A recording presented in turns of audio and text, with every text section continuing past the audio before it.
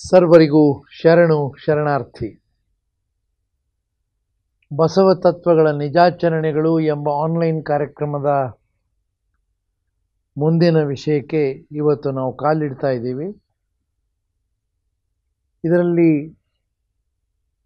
ಈ ಚರ್ಚೆಯಲ್ಲಿ ಪೂಜ್ಯ ಬೇಲಿಮಠದ ಶಿವರುದ್ರ ಮಹಾಸ್ವಾಮೀಜಿಯವರು ಎಂದಿನಂತೆ ನಮ್ಮ ಜೊತೆ ಇದ್ದಾರೆ.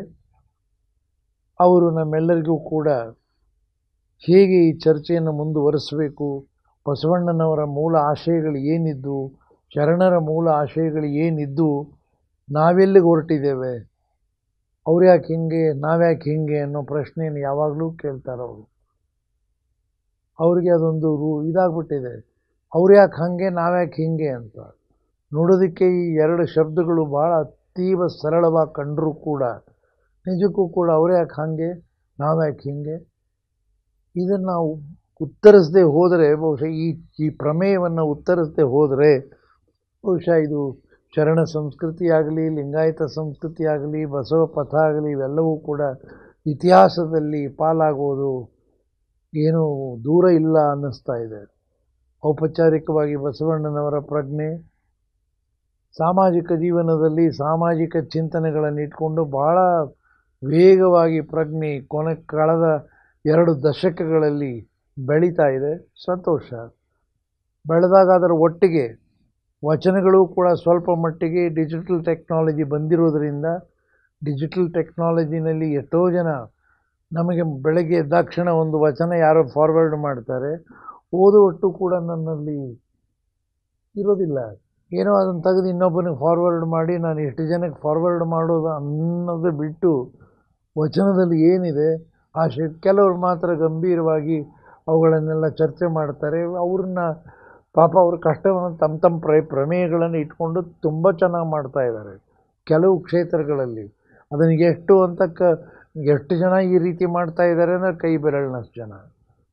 ಆದರೆ ಇದಿರೋ ಸಮುದ್ರದಲ್ಲಿ ಕೈ ಬೆರಳಿನ ಜನ ಮಾಡ್ತಕ್ಕಂಥ ಪ್ರಯತ್ನ ಅದು ಕೂಡ ಎಂದೋ ಒಂದು ಕಡೆ ಈ ಸಾಗರದಲ್ಲಿ ಮುಳುಗೋಗುತ್ತೇನೋ ಅನ್ನೋದು ಭಯವೂ ಇರುತ್ತೆ.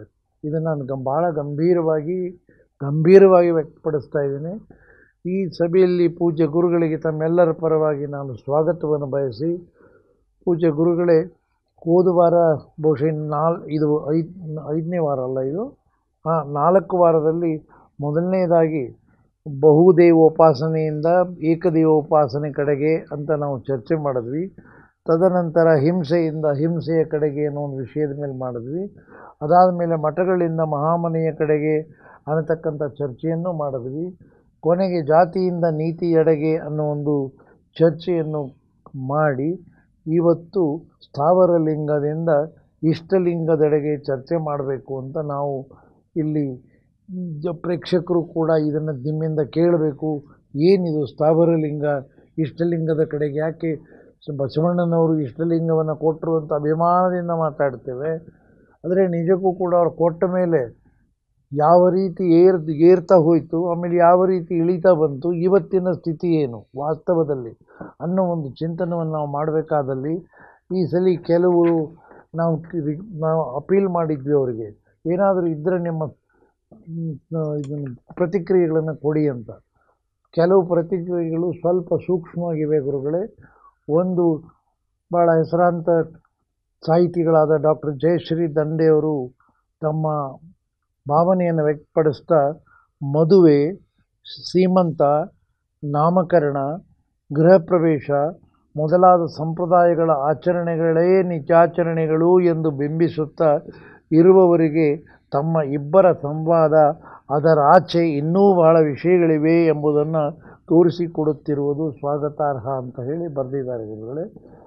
ಆದರೆ ಇನ್ನೊಬ್ಬರು ಅವರು ಬರೆದು ಕಳಿಸ್ಲಿಲ್ಲ, ಆದರೆ ದೂರವಾಣಿಯಲ್ಲಿ ಹೇಳಿದ್ದು, ಈಗ 4 ಎಪಿಸೋಡನ್ನು ನಾನು ನೋಡಿದ್ದೇನೆ, ಆದರೆ ಕೊನೆಗೆ ಗುರುಗಳು ಈ ಒಂದು ಏನು ಶೀರ್ಷಿಕೆ ಇಟ್ಟಿದ್ದೇವೆ, ಉದಾಹರಣೆಗೆ ಇವತ್ತಿನ ಶೀರ್ಷಿಕೆ ಏನಿದೆ ಸ್ಥಾವರಲಿಂಗದ, ಅದರ ಕೊನೆಗೆ ಏನು ಮಾಡಬೇಕು ಅನ್ನೋದೊಂದು ಏನು ನೀವು ಸಂದೇಶನ ಕೊಡದೆ ಹೋದರೆ ಸುಮ್ಮನೆ ನೀವು ಚರ್ಚೆ ಮಾಡಿ ಬಿಟ್ಟಂಗಾಗತ್ತೆ.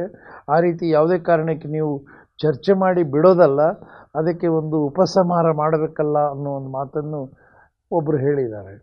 ಇನ್ನೊಬ್ಬರು ಭಾಳ ವೈದಿಕ ಸಾಧನೆಗಳಲ್ಲಿ ತೊಡಕೊಂಡವರು ಅಂದರೆ ವೈದಿಕ ಸಂಪ್ರದಾಯದಲ್ಲಿ ಭಾಳ ಮುಂದುವರೆದವರು ಫೋನ್ ಮಾಡಿ ಭಾಳ ಇದನ್ನು ಕೇಳೋದಕ್ಕೆ ಭಾಳ ನಮಗೆ ಸಮಾಧಾನ ಆಗಿದೆ.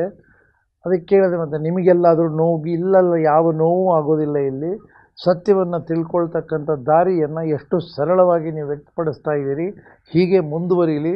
ಇದನ್ನು ಯಾವುದೇ ಕಾರಣಕ್ಕೆ ಯಾರೋ ಹೇಳ್ತಾರೆ ಅಂತ ನಿಲ್ಲಿಸೋದು ಅನ್ನೋದಲ್ಲ, ಶರಣರ ತತ್ವಗಳು ಏನಿದೆ ಅನ್ನೋದನ್ನು ಬಿಂಬಿಸಬೇಕಾದಿದ್ದು ನಿಮ್ಮ ಕರ್ತವ್ಯ ಅಂತಲೂ ಹೇಳಿದ್ದಾರೆ ಗುರುಗಳೇ. ಇದಲ್ಲದೇ ಈ ಮಾಧ್ಯಮಗಳಲ್ಲಿ ನಾವು ಯಾವಾಗ ಇದು ನಿಜಾಚರಣೆ ಅಂತ ಕೈ ಹಾಕಿದ್ವಿ, ಅದೇ ಸಮಯದಲ್ಲಿ ತಾವು ನಿಜಾಚರಣೆ ಅನ್ನೋ ಒಂದು ಪ್ಯಾರಲಲ್ ಆಗಿ ಒಂದು ಚರ್ಚೆಗಳನ್ನು ಆರಂಭಿಸ್ತಾರೆ. ಮಾಡಲಿ, ಸಂತೋಷ, ಮಾಡಲಿ ಅನ್ನೋದಕ್ಕಾಗಿ ನಾವು ಮಾಡಿದ್ದೇವೆ.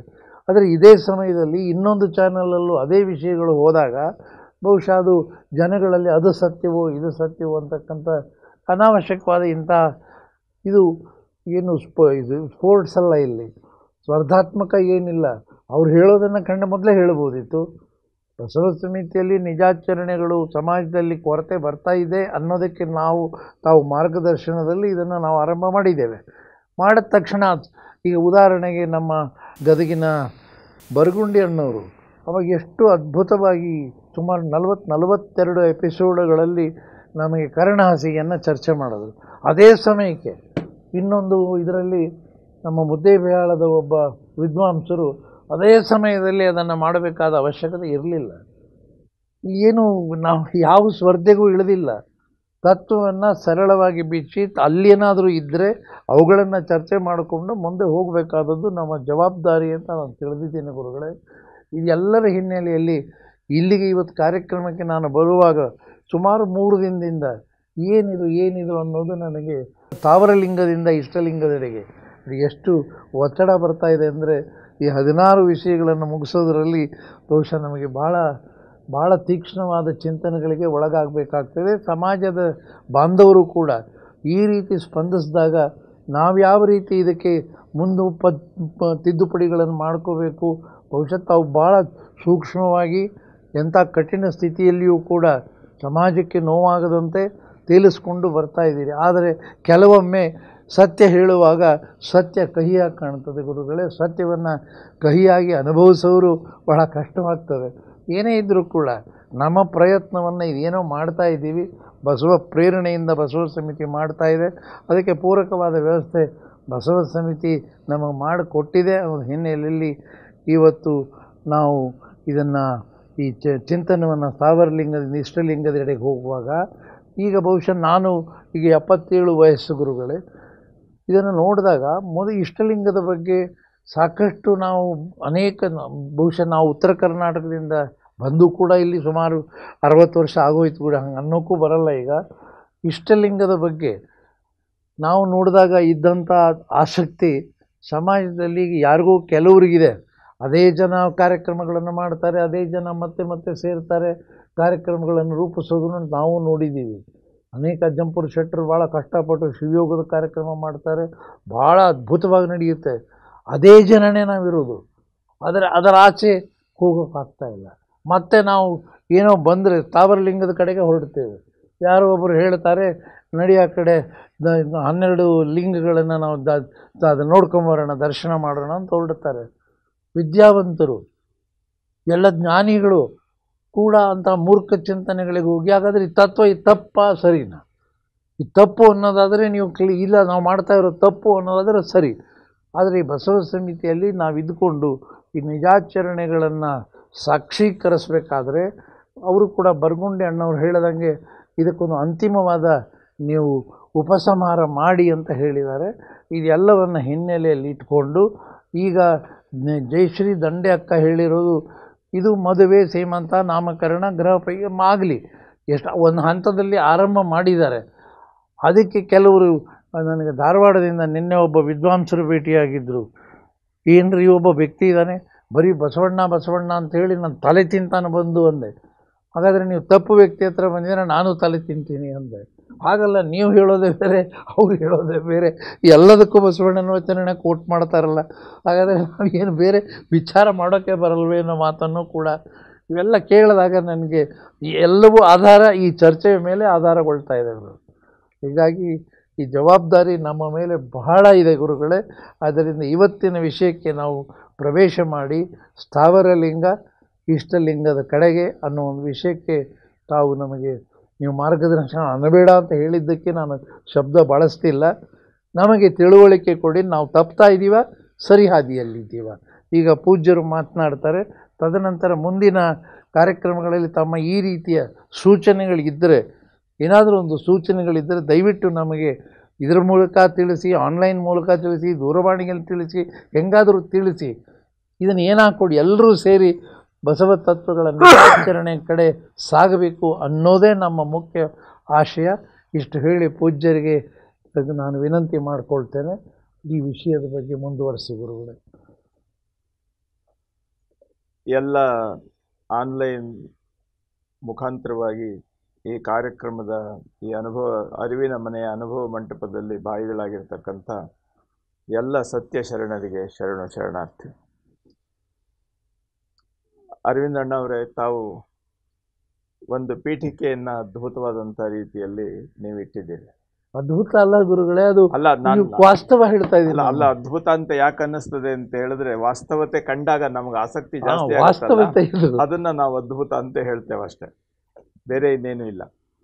ವಾಸ್ತವಾದ ರೀತಿಯಲ್ಲಿ ತಾವು ಹೇಳಿದ್ದು ಮತ್ತು ಚಿಂತನೆಗಳು, ಇವತ್ತಿನ ಲೆಕ್ಕ ಎಲ್ಲ ಏನಾಗಿದೆ ಅಂತ ಹೇಳಿದ್ರೆ, ನಾವು ಹೊರಗಿನ ವೈಭವದಲ್ಲಿಯೇ ಎಲ್ಲವನ್ನು ನಾವು ನೋಡ್ಕೊಂಡು ಹೋಗ್ತಾ ಇದ್ದೀವಿ. ಲಿಂಗ ಪೂಜೆ ಅಂತ ಅಂದ ತಕ್ಷಣನೇ ಅಲ್ಲಿ ಎರಡು ಬರ್ತದೆ, ಪೂಜೆ ಮಾಡೋದು, ಪೂಜೆ ಮಾಡಿಕೊಳ್ಳೋದು. ಹೌದು. ನಾವು ಈ ಜಗತ್ತಿನಲ್ಲಿರ್ತಕ್ಕಂಥ ಈ 12 ಜ್ಯೋತಿರ್ಲಿಂಗಗಳಿಂದ ಹಿಡಿದು ಅಪ್ರಮಾಣ ಮತ್ತು ಅಪ್ರಸಿದ್ಧ ಲಿಂಗಗಳಿಂದ ಹಿಡಿದು ಸುಪ್ರಸಿದ್ಧ ಲಿಂಗಗಳವರೆಗೂ ದೇವಸ್ಥಾನಗಳಲ್ಲಿ ಎಷ್ಟೆಷ್ಟು ಲಿಂಗಗಳಿವೆ, ಅವುಗಳನ್ನೆಲ್ಲ ನಾವು ಪೂಜೆ ಮಾಡ್ತೇವೆ. ಆದರೆ ಇಷ್ಟಲಿಂಗವನ್ನು ನಾವು ಪೂಜೆ ಮಾಡಿಕೊಳ್ತೇವೆ.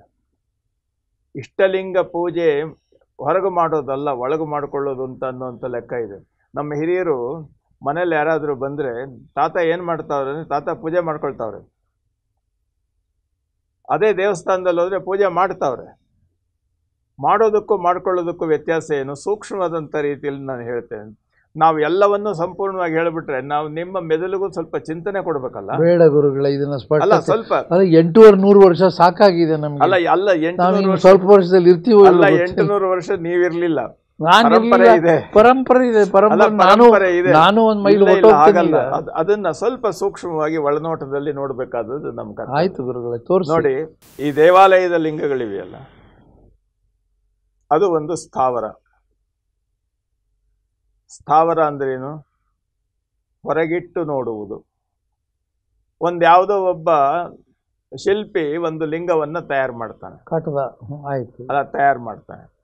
ಅದನ್ನಲ್ಲಿ ಇಟ್ಟು ಒಬ್ಬ ಪುರೋಹಿತ ಅದಕ್ಕೆ ಭಗವಂತನನ್ನ ಆವಾಹನೆ ಮಾಡ್ತಾನೆ. ಹೌದು, ಏನು ಮಾಡ್ತಾರೆ? ಆವಾಹನೆ ಮಾಡ್ತಾನೆ, ಪ್ರಾಣ ಪ್ರತಿಷ್ಠೆ ಮಾಡ್ತಾನೆ. ಪ್ರಾಣ ಪ್ರತಿಷ್ಠಾ ಕಾರ್ಯಕ್ರಮ ಹೇಳ್ತೀನಿ, ಪ್ರಾಣ ಪ್ರತಿಷ್ಠೆ ಮಾಡ್ತಾನೆ. ಅಲ್ಲ, ಪ್ರಾಣ ಪ್ರತಿಷ್ಠೆ ಏನದ್ರ ಅರ್ಥ?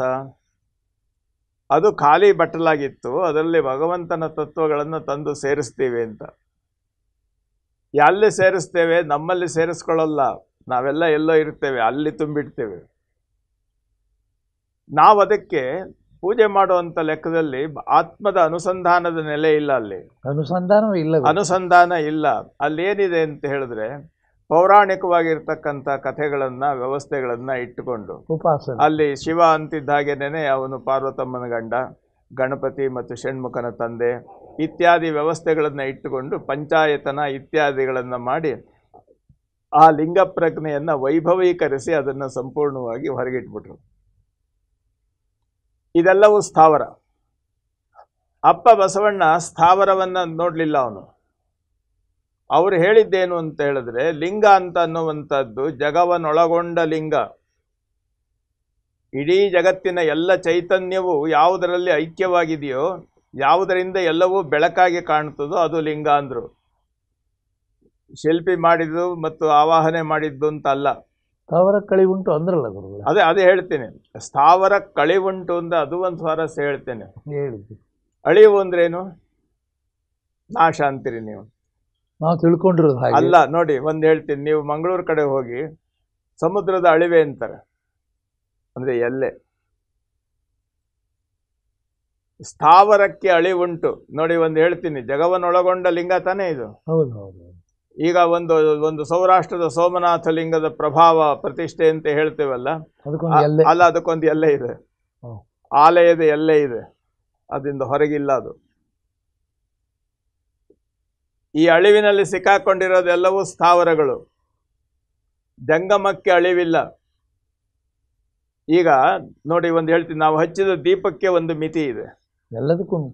ಆದರೆ ನಮ್ಮ ಸೂರ್ಯನ ಬೆಳಕಿಗೆ ಮಿತಿ ಇದೆಯಾ? ಇಲ್ಲ, ಎಷ್ಟೋ ಕೋಟಿ ವರ್ಷ ಆಗೋಯ್ತು. ಅದಕ್ಕೆ ನೋಡಿ, ಅದು ವಾಸ್ತವವಾಗಿ ಹೇಳ್ತೇನೆ, ಲಿಂಗ ಪ್ರಜ್ಞೆಯನ್ನು ನೋಡಬೇಕಾದಂಥ ವಿಧಾನವನ್ನು ಸೂಕ್ಷ್ಮವಾಗಿ ಅಣ್ಣ ಅವರು ಬಿಡಿಸ್ಕೊಟ್ಟಿದ್ದಾರಲ್ಲಿ. ಜಂಗಮಕ್ಕಳಿವಿಲ್ಲ, ಹೌದು, ಇಷ್ಟಲಿಂಗಕ್ಕಳಿವಿಲ್ಲ ಅಂತ ಆ ಥರ ಹೇಳಿಲ್ಲ ಅವರು. ಜಂಗಮಕ್ಕಳಿವಿಲ್ಲ. ಜಂಗಮ ಅಂದ್ರೇನು? ಜಗದ್ಭರಿತವಾಗಿರ್ತಕ್ಕಂಥ ಮೂಲ ತತ್ವ. ನಾವು ನೋಡಬೇಕಾದದ್ದು ಯಾವ ರೀತಿ? ಈಗ ಒಂದು ಲೌಕಿಕವಾಗಿ ನಾನು ಹೇಳ್ತೇನೆ, ಒಂದು ತಾಯಿಯ ಮಮತೆ ಅಂತ ನಾವು ಹೇಳ್ತೇವೆ. ಅದು ನಾವು ನಮ್ಮ ತಾಯಿಯವರ ಹತ್ರ ಅನುಭವಿಸಿದಂತಹ ವ್ಯವಸ್ಥೆಗೆ ಅಷ್ಟೇ ಸೀಮಿತ ಮಾಡ್ತೇವೆ. ಆದರೆ ಈ ಜಗತ್ತಿನಲ್ಲಿರ್ತಕ್ಕಂಥ ಎಲ್ಲ ಮಮತೆಯನ್ನು ಮಾತೃ ಮಮತೆಯ ರೀತಿಯಲ್ಲಿ ನೋಡುವಂಥ ವಿಧಾನ ಇದೆಯಲ್ಲ, ಅದು ಹೇಗೆ? ಇದು ಸೀಮಿತ, ಅದು ಸೀಮಾತೀತ. ಹಾಗೆ ಲಿಂಗ ಪ್ರಜ್ಞೆಯನ್ನ ಸೀಮಿತಗೊಳಿಸೋದು ಬೇಡ. ಅಪ್ಪ ಬಸವಣ್ಣ ಹೇಳಿದ್ದು ಅದು ಅಗಮ್ಯ, ಅಗೋಚರ, ಅಪ್ರತಿಮ, ಅಪ್ರಮಾಣ. ಇಷ್ಟನ್ನು ತಿಳ್ಕೊಳ್ಳಿ. ಲಿಂಗ ಪ್ರಜ್ಞೆ ಹೌದು, ನೀವು ಭಗವಂತನನ್ನ ತಂದು ಆ ಕಲ್ಲಿನ ಲಿಂಗದಲ್ಲಿ ನೀವು ಆವಾಹನೆ ಮಾಡಿ ಅದರಲ್ಲಿ ಇರಿಸೋ ಪ್ರಯತ್ನ ನೀವು ಮಾಡ್ತೀರಿ. ಅಲ್ಲ, ಪ್ರಾಣ ಪ್ರತಿಷ್ಠಾಪನೆ ಮಾಡ್ತೀರಿ, ಮಂತ್ರ ಆವಾಹಯಾಮಿ ಅಂತೀರಿ, ಕರಿತೀರಿ, ಕುಂಡಿಸ್ತೀರಿ, ಎಲ್ಲ ಮಾಡ್ತೀರಿ. ಅದೆಲ್ಲ ಏನೇ ಇದ್ರು ನೀವೇನು ಮಾಡ್ತಾ ಇದ್ದೀರಿ? ಅಲ್ಲಿ ಲೆಕ್ಕಾಚಾರದಲ್ಲೂ ಅಷ್ಟೇನೆ. ಇದು ಸೋಮನಾಥ ಲಿಂಗ, ಹೆಸರಿಟ್ಕೊಡ್ತೀವಿ. ಅದು ಮಲ್ಲಿನಾಥ ಲಿಂಗ, ಹೌದು ಹೌದು, ಅದು ಮಹಾಕಾಳ ಲಿಂಗ, ಅದು ಸೋಮೇಶ್ವರ ಲಿಂಗ. ಹಾಗಾದ್ರೆ ಒಂದೇ ಎಲ್ಲ ಆಯ್ತು? ಇಲ್ವೇ ಇಲ್ಲ, ಎಲ್ಲವೂ ಬೇರೆ. ಆದರೆ ವಾಸ್ತವವಾಗಿ ನೀವು ಹೊರಗಡೆ ರೂಪ ಕೊಟ್ಟು ಹೊರಗಡೆ ವೈಭವ ಮಾಡ್ತಾ ಇದ್ದೀರಲ್ಲ, ಒಳಗಿರೋದೇನು? ಎಲ್ಲ ಲಿಂಗ ಅಷ್ಟೇ. ಈ ಲಿಂಗ ಪ್ರಜ್ಞೆ ಅನೇಕ ನಮ್ಮ ದೇವಸ್ಥಾನ, ನಮ್ಮ ಲಿಂಗ ದೊಡ್ಡದು, ನಿಮ್ಮ ಲಿಂಗ ದೊಡ್ಡದು ಅಂತ ಬಡದಾಡುವಂತ ಲೌಕಿಕ ಬಡದಾಟದ ನೆಲೆಯಲ್ಲಿ, ಅದರ ಹಿನ್ನೆಲೆಯಲ್ಲಿ ಮತ್ತೆ ಗುರುಗಳು ಅದಿರ್ಲಿ, ಅದು ಮುಂದಿನ ವಿಚಾರ, ಅದಿರ್ಲಿ. ಆ ವ್ಯವಸ್ಥೆಯಲ್ಲಿ ಬಂದಾಗ ಅಲ್ಲ, ಒಂದು ತೀಕ್ಷ್ಣತೆಯಲ್ಲಿ ಹೋಗುವಂತ ಸನ್ನಿವೇಶದಲ್ಲಿ ಅವ್ರು ಏನ್ ಮಾಡಿದ್ರು? ಜಗವನ್ನೊಳಗೊಂಡ ಲಿಂಗ ಅಂತ ಶರಣರು ಹೇಳಿದ್ರು. ಲಿಂಗ ಅನ್ನೋದೇ ಅನಂತದ ಹೆಸರಯ್ಯ. ಅದಕ್ಕೆ ಕಪಿಲೇಶ್ವರ, ಮಾದೇಶ್ವರ, ಗುಗ್ಗೇಶ್ವರ, ಅಮಲೇಶ್ವರ ಇತ್ಯಾದಿ ಯಾಕೆ ಹೆಸರಿಡ್ತೀಯ ನೀನು? ಅದರ ವಿಶಾಲತೆ ಜಗದಗಲ್ಲ ಅಂದ್ಬಿಟ್ರು. ಅದಕ್ಕೋಸ್ಕರ ನೋಡಿ, ಆ ವಾಸ್ತವತೆಯನ್ನು ಹೇಳುವಂಥ ಲೆಕ್ಕದಲ್ಲಿ ಅಗಮ್ಯ, ಅಗೋಚರ, ಅಪ್ರತಿಮ. ಅಗಮ್ಯ, ಅಗೋಚರ, ಅಪ್ರತಿಮವನ್ನು ಎಲ್ಲಿ ಹುಡುಕಬೇಕು? ಹೊರಗೆ ನೋಡುವಂಥದ್ದಲ್ಲ, ಅದನ್ನು ತನ್ನ ಅಂತರಂಗದಲ್ಲಿ ಸಾಕ್ಷಾತ್ಕಾರಗೊಳಿಸಿಕೊಳ್ಳುವಂಥ ವಿಧಾನ. ಅಗಮ್ಯ, ಅಗೋಚರ, ಅಪ್ರತಿಮ, ಅಪ್ರಮಾಣ ಲಿಂಗ ಎನ್ನ ಕರಸ್ಥಲದಲ್ಲಿ ಬಂದು ಚುಳುಕಾಯಿತು. ನಾನು ಹೋದ ಸರಿನೂ ಹೇಳಿದ್ದೆ, ಬಿಸಿಲಿದೆ, ಅದು ನಮ್ಮ ತತ್ವಜ್ಞಾನ ಶಾಸ್ತ್ರಗಳು ಇವೆಲ್ಲ ಇದೆಯಲ್ಲ, ಇದೆಲ್ಲ ಬಿಸಿಲಿದ್ದ ಹಾಗೆ. ಆದರೆ ಅದನ್ನು ನಮ್ಮ ನಿಜಾಚರಣೆಯ ಲೆನ್ಸ್ನಲ್ಲಿ ಅದನ್ನು ಕೇಂದ್ರೀಕರಿಸಿದಾಗ ಏನಾಗ್ತದೆ? ಈಗ ಬಿಸಿಲಿನಲ್ಲಿ ಒಂದು ಲೆನ್ಸ್ ಹಿಡಿದ್ರೆ ಆ ಬೆಳಕು ಒಂದು ಕರೆಕ್ಟಾಗಿ ಕಾನ್ಸಂಟ್ರೇಟ್ ಆದಾಗ ಏನಾಗುತ್ತೆ? ಸಾಂದ್ರತೆನೇ ಬಂದಲ್ಲ, ಅಲ್ಲ, ಅಲ್ಲಿ ಏನಾಗುತ್ತೆ? ಅದು ಸುಟ್ಬಿಡುತ್ತೆ. ಹಾಗೆ ನಮ್ಮ ನಿಜಾಚರಣೆಯ ಲೆನ್ಸ್ನಲ್ಲಿ ಇವುಗಳನ್ನೆಲ್ಲ ಸಾಂದ್ರತೆಗೆ ತಂದು ಅದನ್ನು ಜಾಗೃತಗೊಳಿಸುವಂಥ ವಿಧಾನ ಇದೆಯಲ್ಲ, ಇದನ್ನು ಅಪ್ಪ ಬಸವಣ್ಣ ಹೇಳಿದ್ದು. ಅಗಮ್ಯ, ಅಗೋಚರ, ಅಪ್ರತಿಮ, ಎಲ್ಲ ಕಡೆ ಸೀಮಾತೀತವಾಗಿರುವಂಥ ಈ ಬೆಳಕು ಎನ್ನ ಕರಸ್ಥಲಕ್ಕೆ ನನ್ನ ಕ್ರಿಯೆ ಮತ್ತು ಆಚರಣೆಯ ನೆಲೆಯಲ್ಲಿ ಬಂದು ಸೂಕ್ಷ್ಮ ಆಯಿತು. ಆವಾಗೇನಾಯಿತು ಅಂದರೆ ಅದು ಇಷ್ಟಲಿಂಗವಾಯಿತು. ಆ ಬೆಳಕಿನ ಸಾಂದ್ರತೆ ಒಟ್ಟು ಸೇರಿದಂಥದ್ದು. ಅದಕ್ಕೆ ಇಷ್ಟಲಿಂಗ ಅಂತ ಯಾಕೆ ಹೆಸರಿಟ್ರು?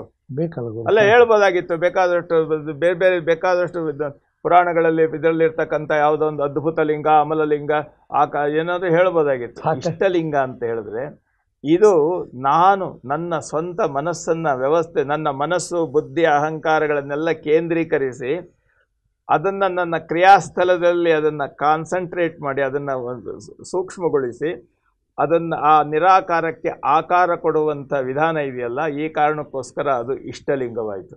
ನಾನು ಇಷ್ಟಪಟ್ಟು ನಾನು ನನ್ನ ಮನಸ್ಸು ಬುದ್ಧಿ ಭಾವ ಎಲ್ಲವನ್ನೂ ಅದಕ್ಕೆ ಸಮರ್ಪಣೆ ಮಾಡಿ ಆ ನಿರಾಕಾರವನ್ನು ಸಾಕಾರಗೊಳಿಸಿಕೊಳ್ಳುವಂತಹ ಒಂದು ಪ್ರಯತ್ನದ ಪರಿಣಾಮ ಅದು. ಈಗ ಆ ಲಿಂಗಕ್ಕೆ ಬಸವಣ್ಣನವರು ಧರಿಸಿದಾಗ ಅದು ಕೂಡಲ ಸಂಗಮನ ಲಿಂಗ ಅನ್ನಲಿಲ್ಲ, ಅಲ್ಲ, ಮಲ್ಲಿಕಾರ್ಜುನ ಸ್ವಲ್ಪ ಹೇಳೋದು ಕೇಳಿ. ಅಲ್ಲೂ ನಾವು ಒಂದು ತಪ್ಪು ಮಾಡ್ತೀವಿ, ಮುಂದಕ್ಕೆ ಅದು ಹೇಳ್ತೇನೆ. ಹೇಳಿ, ದಯವಿಟ್ಟು ಹೇಳಿ. ಈ ಇಷ್ಟಲಿಂಗದ ನೆಲೆ ಬರೀ ಇಟ್ಕೊಂಡು ಕೂತ್ಕೊಳ್ಳೋದಲ್ಲ. ಮೈಲಾರದ ಬಸವಲಿಂಗ ಶರಣರು ಹೇಳ್ತಾರೆ, ಈ ಲಿಂಗ ನಿನ್ನಂಗ ಕಾಲಿಂಗನವಾಗಲ್ಕೆ. ಈ ಲಿಂಗ ನಿನ್ನ ಕೈಯಲ್ಲಿ ಅದು ಜಾಗೃತವಾದಾಗ, ಬರೀ ಏನೋ ಕಂತೆ ಲಿಂಗ ಕೈನಲ್ಲಿ ಹಿಡ್ಕೊಂಡಿದ್ದಲ್ಲ, ಆ ಗುರು ಪ್ರೇರಣೆಯಿಂದ ದೀಕ್ಷಾ ಬೋಧೆಯಿಂದ ಅದು ಜಾಗೃತವಾದಾಗ ಏನಾಗುತ್ತೆ ಅಂದರೆ ಅದರ ಪರಿಣಾಮ ಫಲ ಪದ ಪ್ರಯೋಜನ ನಿನ್ನ ಶರೀರವನ್ನೇ ಆವರಿಸ್ಬಿಡುತ್ತೆ. ಆವಾಗ ಏನಾಗುತ್ತೆ ಅಂತಂದ್ರೆ, ಈ ಲಿಂಗ ನಿನ್ನಂಗ ಕಾಲಿಂಗನವಾಗಲಿಕ್ಕೆ ನೀಲಿಂಗ, ನೀನೇ ಲಿಂಗ, ನಿನ್ನ ಮೈ ಲಿಂಗ ಎಂದು ಎನ್ನೊಳು ಕೀಲಿಸಿದ ಗುರುವೇ ಕೃಪೆಯಾಗು ಅಂತ ಹೇಳ್ತಾರೆ. ಇದು ಅಪ್ಪ ಬಸವಣ್ಣ ಹೇಳಿದಂಥದ್ರ ಮೂಲ ಸ್ವರೂಪದ ಒಂದು ಸೂಕ್ಷ್ಮವಾದಂಥ ಒಂದು ಬೋಧನೆ ಇದು. ಅಂಗಲಿಂಗವಾಗುವಿಕೆಯ, ಹೌದೌದು. ಆ ಲೆಕ್ಕದಲ್ಲಿ ಹಾಗಾದಾಗ ಏನಾಗುತ್ತೆ, ಆವಾಗ ಅದರೊಳಗಡೆ ಪ್ರವೇಶ ಮಾಡಿದ್ರು ಇಷ್ಟಲಿಂಗ ಪ್ರಾಣಲಿಂಗವಾಯಿತು. ಹೌದು. ಈಗ ನಮಗೆ ಗುರುಗಳು ಕೊಡ್ತಾರೆ, ನಾವು ಕರಡಿಗೆ ಹಾಕೊಂಡು ಒಂದು ಲಿಂಗ ಕಟ್ಕೊಂಡ್ಬಿಡ್ತೀವಿ, ಒಂದು ಲಿಂಗ ಕಟ್ಕೊಂಡಿದ್ದೀವಿ. ಅದು ಇಷ್ಟಲಿಂಗ ಪ್ರಾಣಲಿಂಗ ಭಾವಲಿಂಗ ಯಾರು ಕಟ್ಕೊಂಡ್ರು? ಆಚಾರಲಿಂಗ, ಗುರುಲಿಂಗ, ಚಿಲ್ಲಿಂಗ, ಜಂಗಮಲಿಂಗ, ಪ್ರಸಾದಲಿಂಗ, ಮಹಾಲಿಂಗ, ನಿಷ್ಕಲಲಿಂಗ, ನಿಶೂನ್ಯಲಿಂಗ, ನಿರಂಜನಲಿಂಗ, ಇವೆಲ್ಲ ಏನು? ಬರೀ ಬಡಿವಾರದ ಮಾತುಗಳ? ನೋಡಿ, ನಾವು ಅರ್ಥ ಮಾಡ್ಕೊಂಡು ಸರಳವಾಗಿ ಇದನ್ನು ನಾನು ಸರಳವಾಗಿ ನಾನು ಒಂದು ನಿಮಿಷ ಬಡಿವಾರದ ಮಾತುಗಳನ್ನು ಕೇಳಿ ನಾವು ಇದು ಬೇಡಪ್ಪ, ಇದೆಲ್ಲ ಈ ಲಿಂಗವೇ ಬೇಡ ಅನ್ನೋ ಒಂದು ಸ್ಥಿತಿಗೆ ಬರ್ತೀವಿ. ನೀವೇನು ಕರೆಕ್ಟಾಗಿ ಶಬ್ದ ಬಳಸಿದ್ರಿ. ಈಗ ಬಡಿವಾರದ ಮಾತುಗಳು ಹೆಚ್ಚಾಗಿ ಭಾಷಣ ಮಾಡುವಾಗ ನಾವು ಭಾಳ ಉದ್ಬೋಧಕವಾಗಿ ಮಾತನಾಡಿ, ಇರಲಿ ಅಲ್ಲ, ನಿಜಾಚರಣೆ ಆಗದೆ ಇರೋದಕ್ಕೆ ಕಾರಣನೂ ಹೇಳಿ. ನೋಡಿ ಅಪ್ಪಾಜಿ, ನಾನು ಸಾಂದರ್ಭಿಕವಾಗಿ ಹೇಳ್ತೇನೆ. ಇಷ್ಟಲಿಂಗ ಅಲ್ಲ, ನೀಲಿಂಗ, ನಿನ್ನ ಮೈಲಿಂಗ ಅಂತ ಅಂದಾಗ ಮೈ ಹೊರಗಿನ ತಾನೆ, ಹೌದು, ಅದು ಇಷ್ಟಲಿಂಗ. ಅದ್ರೊಳಗಿರ್ತಕ್ಕಂಥ ಚೈತನ್ಯ ಶಕ್ತಿ ಇದೆಯಲ್ಲ, ಅದು ಪ್ರಾಣಲಿಂಗ. ಅದ್ರೊಳಗಿರ್ತಕ್ಕಂಥ ಭಾವ ಇದೆಯಲ್ಲ, ಅದು ಭಾವಲಿಂಗ. ಅಲ್ಲಿಂದ ಮುಂದೆ ಅದು ನಾನು ಹೇಳ್ತೇನೆ. ಭಾವಲಿಂಗ ಇವು ಮೂರು ಹೇಗೆ? ನಾನು ಅದಕ್ಕೆ ಲೌಕಿಕವಾದ ಒಂದು ಉದಾಹರಣೆ ಕೊಡ್ತೇನೆ. ಒಂದು ಬ್ಯಾಟ್ರಿ ಸೆಲ್ ಇದೆ, ಅದು ಹೊಸದಾಗಿ ತಯಾರಾಗಿದೆ, ಹೌದು, ಅದು ಈ ಶರೀರ. ಅದಕ್ಕೆ ನಾವು ವಿದ್ಯುತ್ತನ್ನು ಆವೇಶಗೊಳಿಸ್ತೀವಿ, ಚಾರ್ಜ್ ಮಾಡ್ತೀವಿ. ಅದರಲ್ಲಿರ್ತಕ್ಕಂಥ ಸೂಕ್ಷ್ಮ ಇಂಗಾಲದ ಕಣಗಳು ಪ್ರತಿಯೊಂದು ಜಾಗೃತವಾಗಿ ಒಂದೊಂದು ಆ ವಿದ್ಯುತ್ತಿನ ಕಣಗಳನ್ನು ಹಿಡಿದಿಟ್ಟುಕೊಂಡು ತನ್ನೊಳಗೆ ಕೂತ್ಕೊಳ್ಳುತ್ತದೆ. ಹೌದು. ಬ್ಯಾಟ್ರಿಗೂ ವಿದ್ಯುತ್ಗೂ ಸಂಬಂಧ ಇಲ್ಲ, ಆದರೆ ಬ್ಯಾಟ್ರಿ ವಿದ್ಯುತ್ತನ್ನು ಹಿಡಿದಿಟ್ಟಿದೆ. ಹೌದು, ಅದು ಪ್ರಾಣಲಿಂಗ. ಬ್ಯಾಟ್ರಿ ಇಷ್ಟಲಿಂಗ. ಒಳಗೆ ಇರತಕ್ಕಂಥ ವಿದ್ಯುತ್ ಇದೆಯಲ್ಲ, ಚಾರ್ಜ್ಡ್ ವಿದ್ಯುತ್ ಇದೆಯಲ್ಲ, ಅದು ಪ್ರಾಣಲಿಂಗ. EMF ಅಂತಾರೆ, ಎಲೆಕ್ಟ್ರೋಮ್ಯಾಗ್ನೆಟಿಕ್. ಅದು ನನಗೆ ಆ ಶಬ್ದಗಳು ಗೊತ್ತಿಲ್ಲ, ಇಂಜಿನಿಯರಿಂಗ್ ಅಲ್ಲಿ ಅಂತಾರೆ. ಆಮೇಲೆ ಅದು ಬರೀ ಅದ್ರೊಳಗೆ ಬ್ಯಾಟ್ರಿ ಒಳಗಡೆ ಕರೆಂಟ್ ಇದೆ, ನಾನು ಇಟ್ಕೊಂಡಿದ್ದೀನಿ, ಏನು ಬಂದು ಪ್ರಯೋಜನ? ಒಂದಿನ ಹೊಟ್ಟೋಗುತ್ತೆ. ಅಲ್ಲ, ಅದಕ್ಕೆ ನಾವು ಪಾಸಿಟಿವ್ ನೆಗೆಟಿವ್ ಕನೆಕ್ಷನ್ ಕೊಟ್ಟು ಅದಕ್ಕೆ ಒಂದು ಕನೆಕ್ಟಿವಿಟಿ ಮಾಡ್ತೀವಲ್ಲ, ಅದರಿಂದ ಬರ್ತಕ್ಕಂಥ ಬೆಳಕಿದೆಯಲ್ಲ, ಅದು ಭಾವಲಿಂಗ. ಇಷ್ಟಲಿಂಗ ಸ್ಥೂಲ ಶರೀರದ ಒಂದು ಬದ್ಧತೆಯನ್ನು ಸೃಷ್ಟಿ ಮಾಡಿದ್ರೆ, ಪ್ರಾಣಲಿಂಗ ಒಳಗಿರ್ತಕ್ಕಂಥ ಪ್ರಾಣ ಚೈತನ್ಯವನ್ನು ಅದನ್ನು ಬೆಳಕು ಮಾಡ್ತದೆ. ಆ ಬೆಳಕಿದೆಯಲ್ಲ, ಏನೆಲ್ಲ ಅದು ವಿಶೇಷವಾಗಿರ್ತಕ್ಕಂಥ ಭಾವಲಿಂಗ, ಅದು ಲೆಕ್ಕದಲ್ಲಿ ಇಷ್ಟ ಪ್ರಾಣ ಭಾವ. ಹಾಗಾದರೆ ಇವನ್ನು ಮಾಡಬೇಕಾದ್ರೆ ಹೇಗೆ ಮಾಡಬೇಕು? ಇಷ್ಟಲಿಂಗ ಅಂದ್ರೇನು? ಗುರುಗಳು ಕೊಟ್ಟಿದ್ದು ಕಂತಿ ಬಿಡಿಸ್ಕೊಂಡು ಕೈನಲ್ಲಿ ಇಟ್ಕೊಂಡು ಮೈ ಮೇಲೆ ಧರಿಸಿದ್ದೇನೋ? ಇಷ್ಟಲಿಂಗಕ್ಕೆ ಎರಡು ಭಾಗ ಉಂಟು. ಅದನ್ನೇನು ಮಾಡಿದ್ರು? ಆಚಾರಲಿಂಗ, ಗುರುಲಿಂಗ ಅಂದರು. ಗುರು ಅಂದರೆ ಅರಿವು. ಅರಿವು ಆಚಾರಗಳಿಂದ ಇಷ್ಟಲಿಂಗವನ್ನು ನಾವು ಜಾಗೃತಗೊಳಿಸ್ಬೇಕು ಯಾವಾಗಲೂ. ಅರಿವು ಆಚಾರವಿಲ್ಲದ ಲಿಂಗ ಅದು ಕೇವಲ ಲಿಂಗ. ನೀನು ಅಲ್ಲ, ಶರೀರದ ಮೇಲೆ ಒಂದು ಹೇಳ್ತೇನೆ, ಎದೆ ಮೇಲೆ ಲಿಂಗ ಕಟ್ಕೊಳ್ಬೇಕು ಅಂದ್ರಲ್ಲ, ಯಾಕಂದ್ರು? ಸಾಕ್ಷಿ ಅಲ್ಲ, ಲಿಂಗಯ್ಯ ಮುಂದೆ ನಾನು ಹಿಂದೆ. ಸರಿ, ನೀನು ಎಲ್ಲೇ ಹೋಗು ಲಿಂಗಯ್ಯ ಮುಂದೆ ಇರ್ತಾನೆ, ನೀನು ಹಿಂದೆ ಇರ್ತೀಯ. ನನ್ನ ಬದುಕಿನ ಪಥವೇ ಲಿಂಗ. ಹೌದು, ಲಿಂಗದೊಡನೆ ನೋಡ್ತಾ ಇದೀಯ ನೀನು, ಲಿಂಗದೊಡನೆ ನಡೀತಾ ಇರ್ತೀಯ, ಲಿಂಗದೊಡನೆ ಮಾತಾಡ್ತಾ ಇರ್ತೀಯ. ನೀನು ಏನೇ ಮಾಡಿದ್ರು ಅದನ್ನ ಮುಂದೆ ಇಟ್ಟುಕೊಂಡು ಮಾತಾಡಬೇಕು. ಲಿಂಗ ದೃಷ್ಟಿ, ಲಿಂಗ ಅದು ಅಂತಃ ಪ್ರಜ್ಞೆ ಜಾಗೃತವಾಗಬೇಕು. ಅಂತಃ ಪ್ರಜ್ಞೆ ಜಾಗೃತವಾಗಿರೋದಿದೆಯಲ್ಲ, ಅದು ಪ್ರಾಣಲಿಂಗ. ಆ ಲೆಕ್ಕದಲ್ಲಿ ನಾವು ಮಾಡೋದೆಲ್ಲವನ್ನು ನೋಡಿ, ಏನೇ ಮಾಡಿದ್ರು ಸಹ ಲಿಂಗವನ್ನ ಬಿಟ್ಟು ನಾವು ಮಾಡೋದಿಲ್ಲ. ಲಿಂಗವನ್ನು ಬಿಟ್ಟು ನಾವು ಮಾಡೋದಿಲ್ಲ ಅಂತ ಅನ್ನುವಂಥ ನೆಲೆ ಬಂದಾಗ ಅದರಿಂದ ಆಗ್ತಕ್ಕಂಥ ನಮಗೆ ಒಂದು ಸಮಾಧಾನ ಇದೆಯಲ್ಲ, ಸಂತೃಪ್ತಿ ಇದೆಯಲ್ಲ, ಅದು ಮಾತು ಮನಗಳಿಗೆ ಅತ್ತತ್ತ ಮೀರಿದ ಸಮಾಧಾನ ಇದೆಯಲ್ಲ, ಅದು ಭಾವಲಿಂಗ. ಇಲ್ಲಿ ಮೊದಲು ಹೇಳಿದೆ, ಆಚಾರಲಿಂಗ, ಗುರುಲಿಂಗ. ಅರಿವು ಆಚಾರಗಳಲ್ಲಿ ಸರಿಯಾದ ರೀತಿಯಲ್ಲಿ ನಡೆಯೋದಿದೆಯಲ್ಲ, ಅದು ಇಷ್ಟಲಿಂಗದ ಆರಾಧನೆ. ಇದು ಸತ್. ಸತ್ ಅಂದರೆ ಸ್ಥೂಲ. ಎರಡನೇದು ಯಾವುದು? ಸತ್ ಆದಮೇಲೆ ಚಿತ್. ಚಿತ್ ಇದೆಯಲ್ಲ, ಸ್ಥೂಲದೊಳಗಣ ಚೈತನ್ಯ. ಅದು ಅಲ್ಲೇನಾಯಿತು, ಪ್ರಾಣಲಿಂಗಕ್ಕೆ ಬಂದಾಗ ಚಿಲ್ಲಿಂಗ, ಜಂಗಮಲಿಂಗ ಅಂತ ಬಂತು. ಚಿಲ್ಲಿಂಗ ಅಂತ ಇದೆಯಲ್ಲ, ಅದು ಒಳಗಿರ್ತಕ್ಕಂಥ ಚಿತ್, ಬೆಳಕು. ಸರ್, ಒಂದು ದೀಪದಲ್ಲಿ ಬೆಳಕು ಬಂದರೆ ಅದು ಅಲ್ಲೇ ಒಳಗೆ ಇಟ್ಕೊಂಡಿರ್ತದೆ, ಏನದು ಎಲ್ಲ ಕಡೆ ಹರಡ್ತದೆ. ಜಂಗಮಲಿಂಗ ಅಂತ ಹೇಳಿದ್ರೆ ಇಡೀ ಜಗತ್ತಿನಲ್ಲಿ ಎಲ್ಲ ಕಡೆ ಸೀಮಾತೀತವಾದ ರೀತಿಯಲ್ಲಿ ಆ ಚಿದ್ ಬೆಳಗು ಎಲ್ಲವನ್ನೂ ಆವರಿಸಿದಾಗ ಅದೆಲ್ಲವೂ ಲಿಂಗ ಪ್ರಜ್ಞೆಯಿಂದ ಸೇರಿಕೊಳ್ಳುತ್ತೆ. ಚಿಲ್ಲಿಂಗ, ಜಂಗಮಲಿಂಗ ಇವೆರಡರ ಆಚರಣೆ ಮತ್ತು ಮೂಲ ಸ್ವರೂಪ ಇದೆಯಲ್ಲ, ಅದು ಪ್ರಾಣಲಿಂಗ ಅಂತ ಅನ್ನಿಸ್ಕೊಳ್ಳುತ್ತೆ. ಮುಂದಿನ ಮಾತು ಬಂದಾಗ ಭಾವಲಿಂಗಕ್ಕೆ ಬಂದಾಗ ಅದರಲ್ಲಿ ಪ್ರಸಾದಲಿಂಗ, ಮಹಾಲಿಂಗ ಅಂತ ಬರುತ್ತೆ. ಪ್ರಸಾದಲಿಂಗ ಅಂದ್ರೇನು? ಪ್ರಸಾದ ಅಂತಂದರೆ ಊಟ ಮಾಡೋದಲ್ಲ. ಪ್ರಸಾದಸ್ತು ಪ್ರಸನ್ನತ. ಪ್ರಸಾದ ಅಂತಂದರೆ ಸಂಪೂರ್ಣ ಸಂತೃಪ್ತಿ. ನಾನು ಮಾಡಿದ್ದು ಎಲ್ಲ ಅದರಲ್ಲಿ ಯಾವುದೇ ವಿಧವಾಗಿರುವಂಥ ಓರೆಕೋರೆಗಳು ಏನೂ ಇಲ್ಲದೆ ಸಂಪೂರ್ಣವಾಗಿರುವಂಥ ಒಂದು ನಿಜಾನುಭವದ ನಿರ್ಲಿಪ್ತ ಸ್ಥಿತಿ ಇದೆಯಲ್ಲ, ಅದು ಪ್ರಸಾದ. ಆ ಜಂಗಮಲಿಂಗ ಇಡೀ ಜಗತ್ತಿನಲ್ಲಿ ನನ್ನ ಚೈತನ್ಯ ಎಲ್ಲವನ್ನೂ ಆವರಿಸ್ಕೊಂಡಿದೆ ಅಂತಂದಾಗ, ಎಲ್ಲಿ ನೋಡಿದಡಲ್ಲಿ ಲಿಂಗವು, ಎಲ್ಲಿ ಮುಟ್ಟಿದಡಲ್ಲಿ ಲಿಂಗವು, ಎಲ್ಲಿ ಮನಕಾನಂದ ತೋರಿದಡಲ್ಲಿ ಘನಲಿಂಗ, ಎಲ್ಲಿ ಭಾವಿಸಲಲ್ಲಿ ಲಿಂಗವು, ಎಲ್ಲ ಲಿಂಗದ ರೂಪೆನುತ ತೆರೆಹಿಲ್ಲದೆ ಎನ್ನೋಳು ಸಮರಸವ ತೋರಿದ ಗುರುವೇ ಶರಣಾರ್ಥಿ ಅಂತ ನಿರಾಳ ಗುರುಸ್ತೋತ್ರದಲ್ಲಿ ಹೇಳ್ತಾರೆ. ಹೇಳಿದ್ರು ಬಸವಣ್ಣವರು ಎತ್ತ ನೋಡಿದ ಅದನ್ನೇ ಅಪ್ಪ ಬಸವಣ್ಣ ಹೇಳಿದ್ದನ್ನೇ ಅವರು ಅಲ್ಲ, ಈ ಪದ್ಯದಲ್ಲಿ ಅವ್ರು ಹಿಡಿದಿಟ್ಟಿರೋದು ಅದನ್ನೇ. ಎತ್ತೆತ್ತ ನೋಡಿದ ಅತ್ತತ್ತ ನೀನೇ ದೇವ, ಸಕಲ ವಿಸ್ತಾರದ ರೋಹು ನೀನೇ ದೇವ, ವಿಶ್ವತೋ ಚಕ್ಷು ನೀನೇ ದೇವ, ವಿಶ್ವತೋ ಮುಖ ನೀನೇ ದೇವ, ವಿಶ್ವತಃ ಪ್ರಾಣ ನೀನೇ ದೇವ, ವಿಶ್ವತೋ ಬಾಹು ನೀನೇ ದೇವ, ವಿಶ್ವತಃ ಪಾದ ನೀನೇ ದೇವ. ಕೂಡಲ ಸಂಗಮ. ನಾವು ಹೇಳಿದ್ದಕ್ಕೆ ಒಂದು ವಚನದಲ್ಲಿ ಅವ್ರು ಹಿಡಿದಿಟ್ಟಿದ್ದಾರೆ. ಅಲ್ಲ, ಅದನ್ನೇ ಇವ್ರು ಕಾಪಿ, ಅದನ್ನ ನೋಡ್ಕೊಂಡೇ ಇವ್ರು ಬರೆದಿರೋದು. ಅಲ್ಲ, ಬರೀಲಿ ಬಿಡಿ, ಅದೇನು ಅಲ್ಲ. ಆ ಲೆಕ್ಕದಲ್ಲಿ ಒಂದು ನಾವು ಹೇಳುವಂಥದ್ದೇನು, ಆ ರೀತಿ ಎಲ್ಲವನ್ನೂ ಲಿಂಗ ಪ್ರಜ್ಞೆಯಿಂದ ನೋಡುವಂಥ ಜಾಗೃತಿ ಬಂದಾಗ, ಆ ಚಿತ್ ಚೈತನ್ಯ ಎಲ್ಲ ಕಡೆನೂ ಪ್ರತಿಬಿಂಬಿತವಾದಾಗ ಅದು ಜಂಗಮ ಲಿಂಗವಾಗ್ತದೆ. ಎಲ್ಲವೂ ಲಿಂಗ ಸ್ವರೂಪಿ ಆಗ್ತದೆ. ಆ ಲಿಂಗ ಸ್ವರೂಪಿ ಆದಾಗ ನಾನೋರ್ವ ಅದು ನೋಡಿ, ಪ್ರಸಾದ ಲಿಂಗದ ವ್ಯವಸ್ಥೆ ಏನು ಅಂದರೆ ಅಪ್ಪ ಬಸವಣ್ಣ ಹೇಳಿದ ಮಾತು ನೆನೆಸ್ಕೊಳ್ಬೇಕು ನಾವು. ನಾನೋರ್ವನೇ ಭಕ್ತ, ಮರ್ತ್ಯಲೋಕದೊಳಗಣ ಮಹಾಗಣಗಳೆಲ್ಲರೂ ಸಾಕ್ಷಾತ್ ಜಂಗಮಲಿಂಗ ನೀವೇ ಅಯ್ಯ.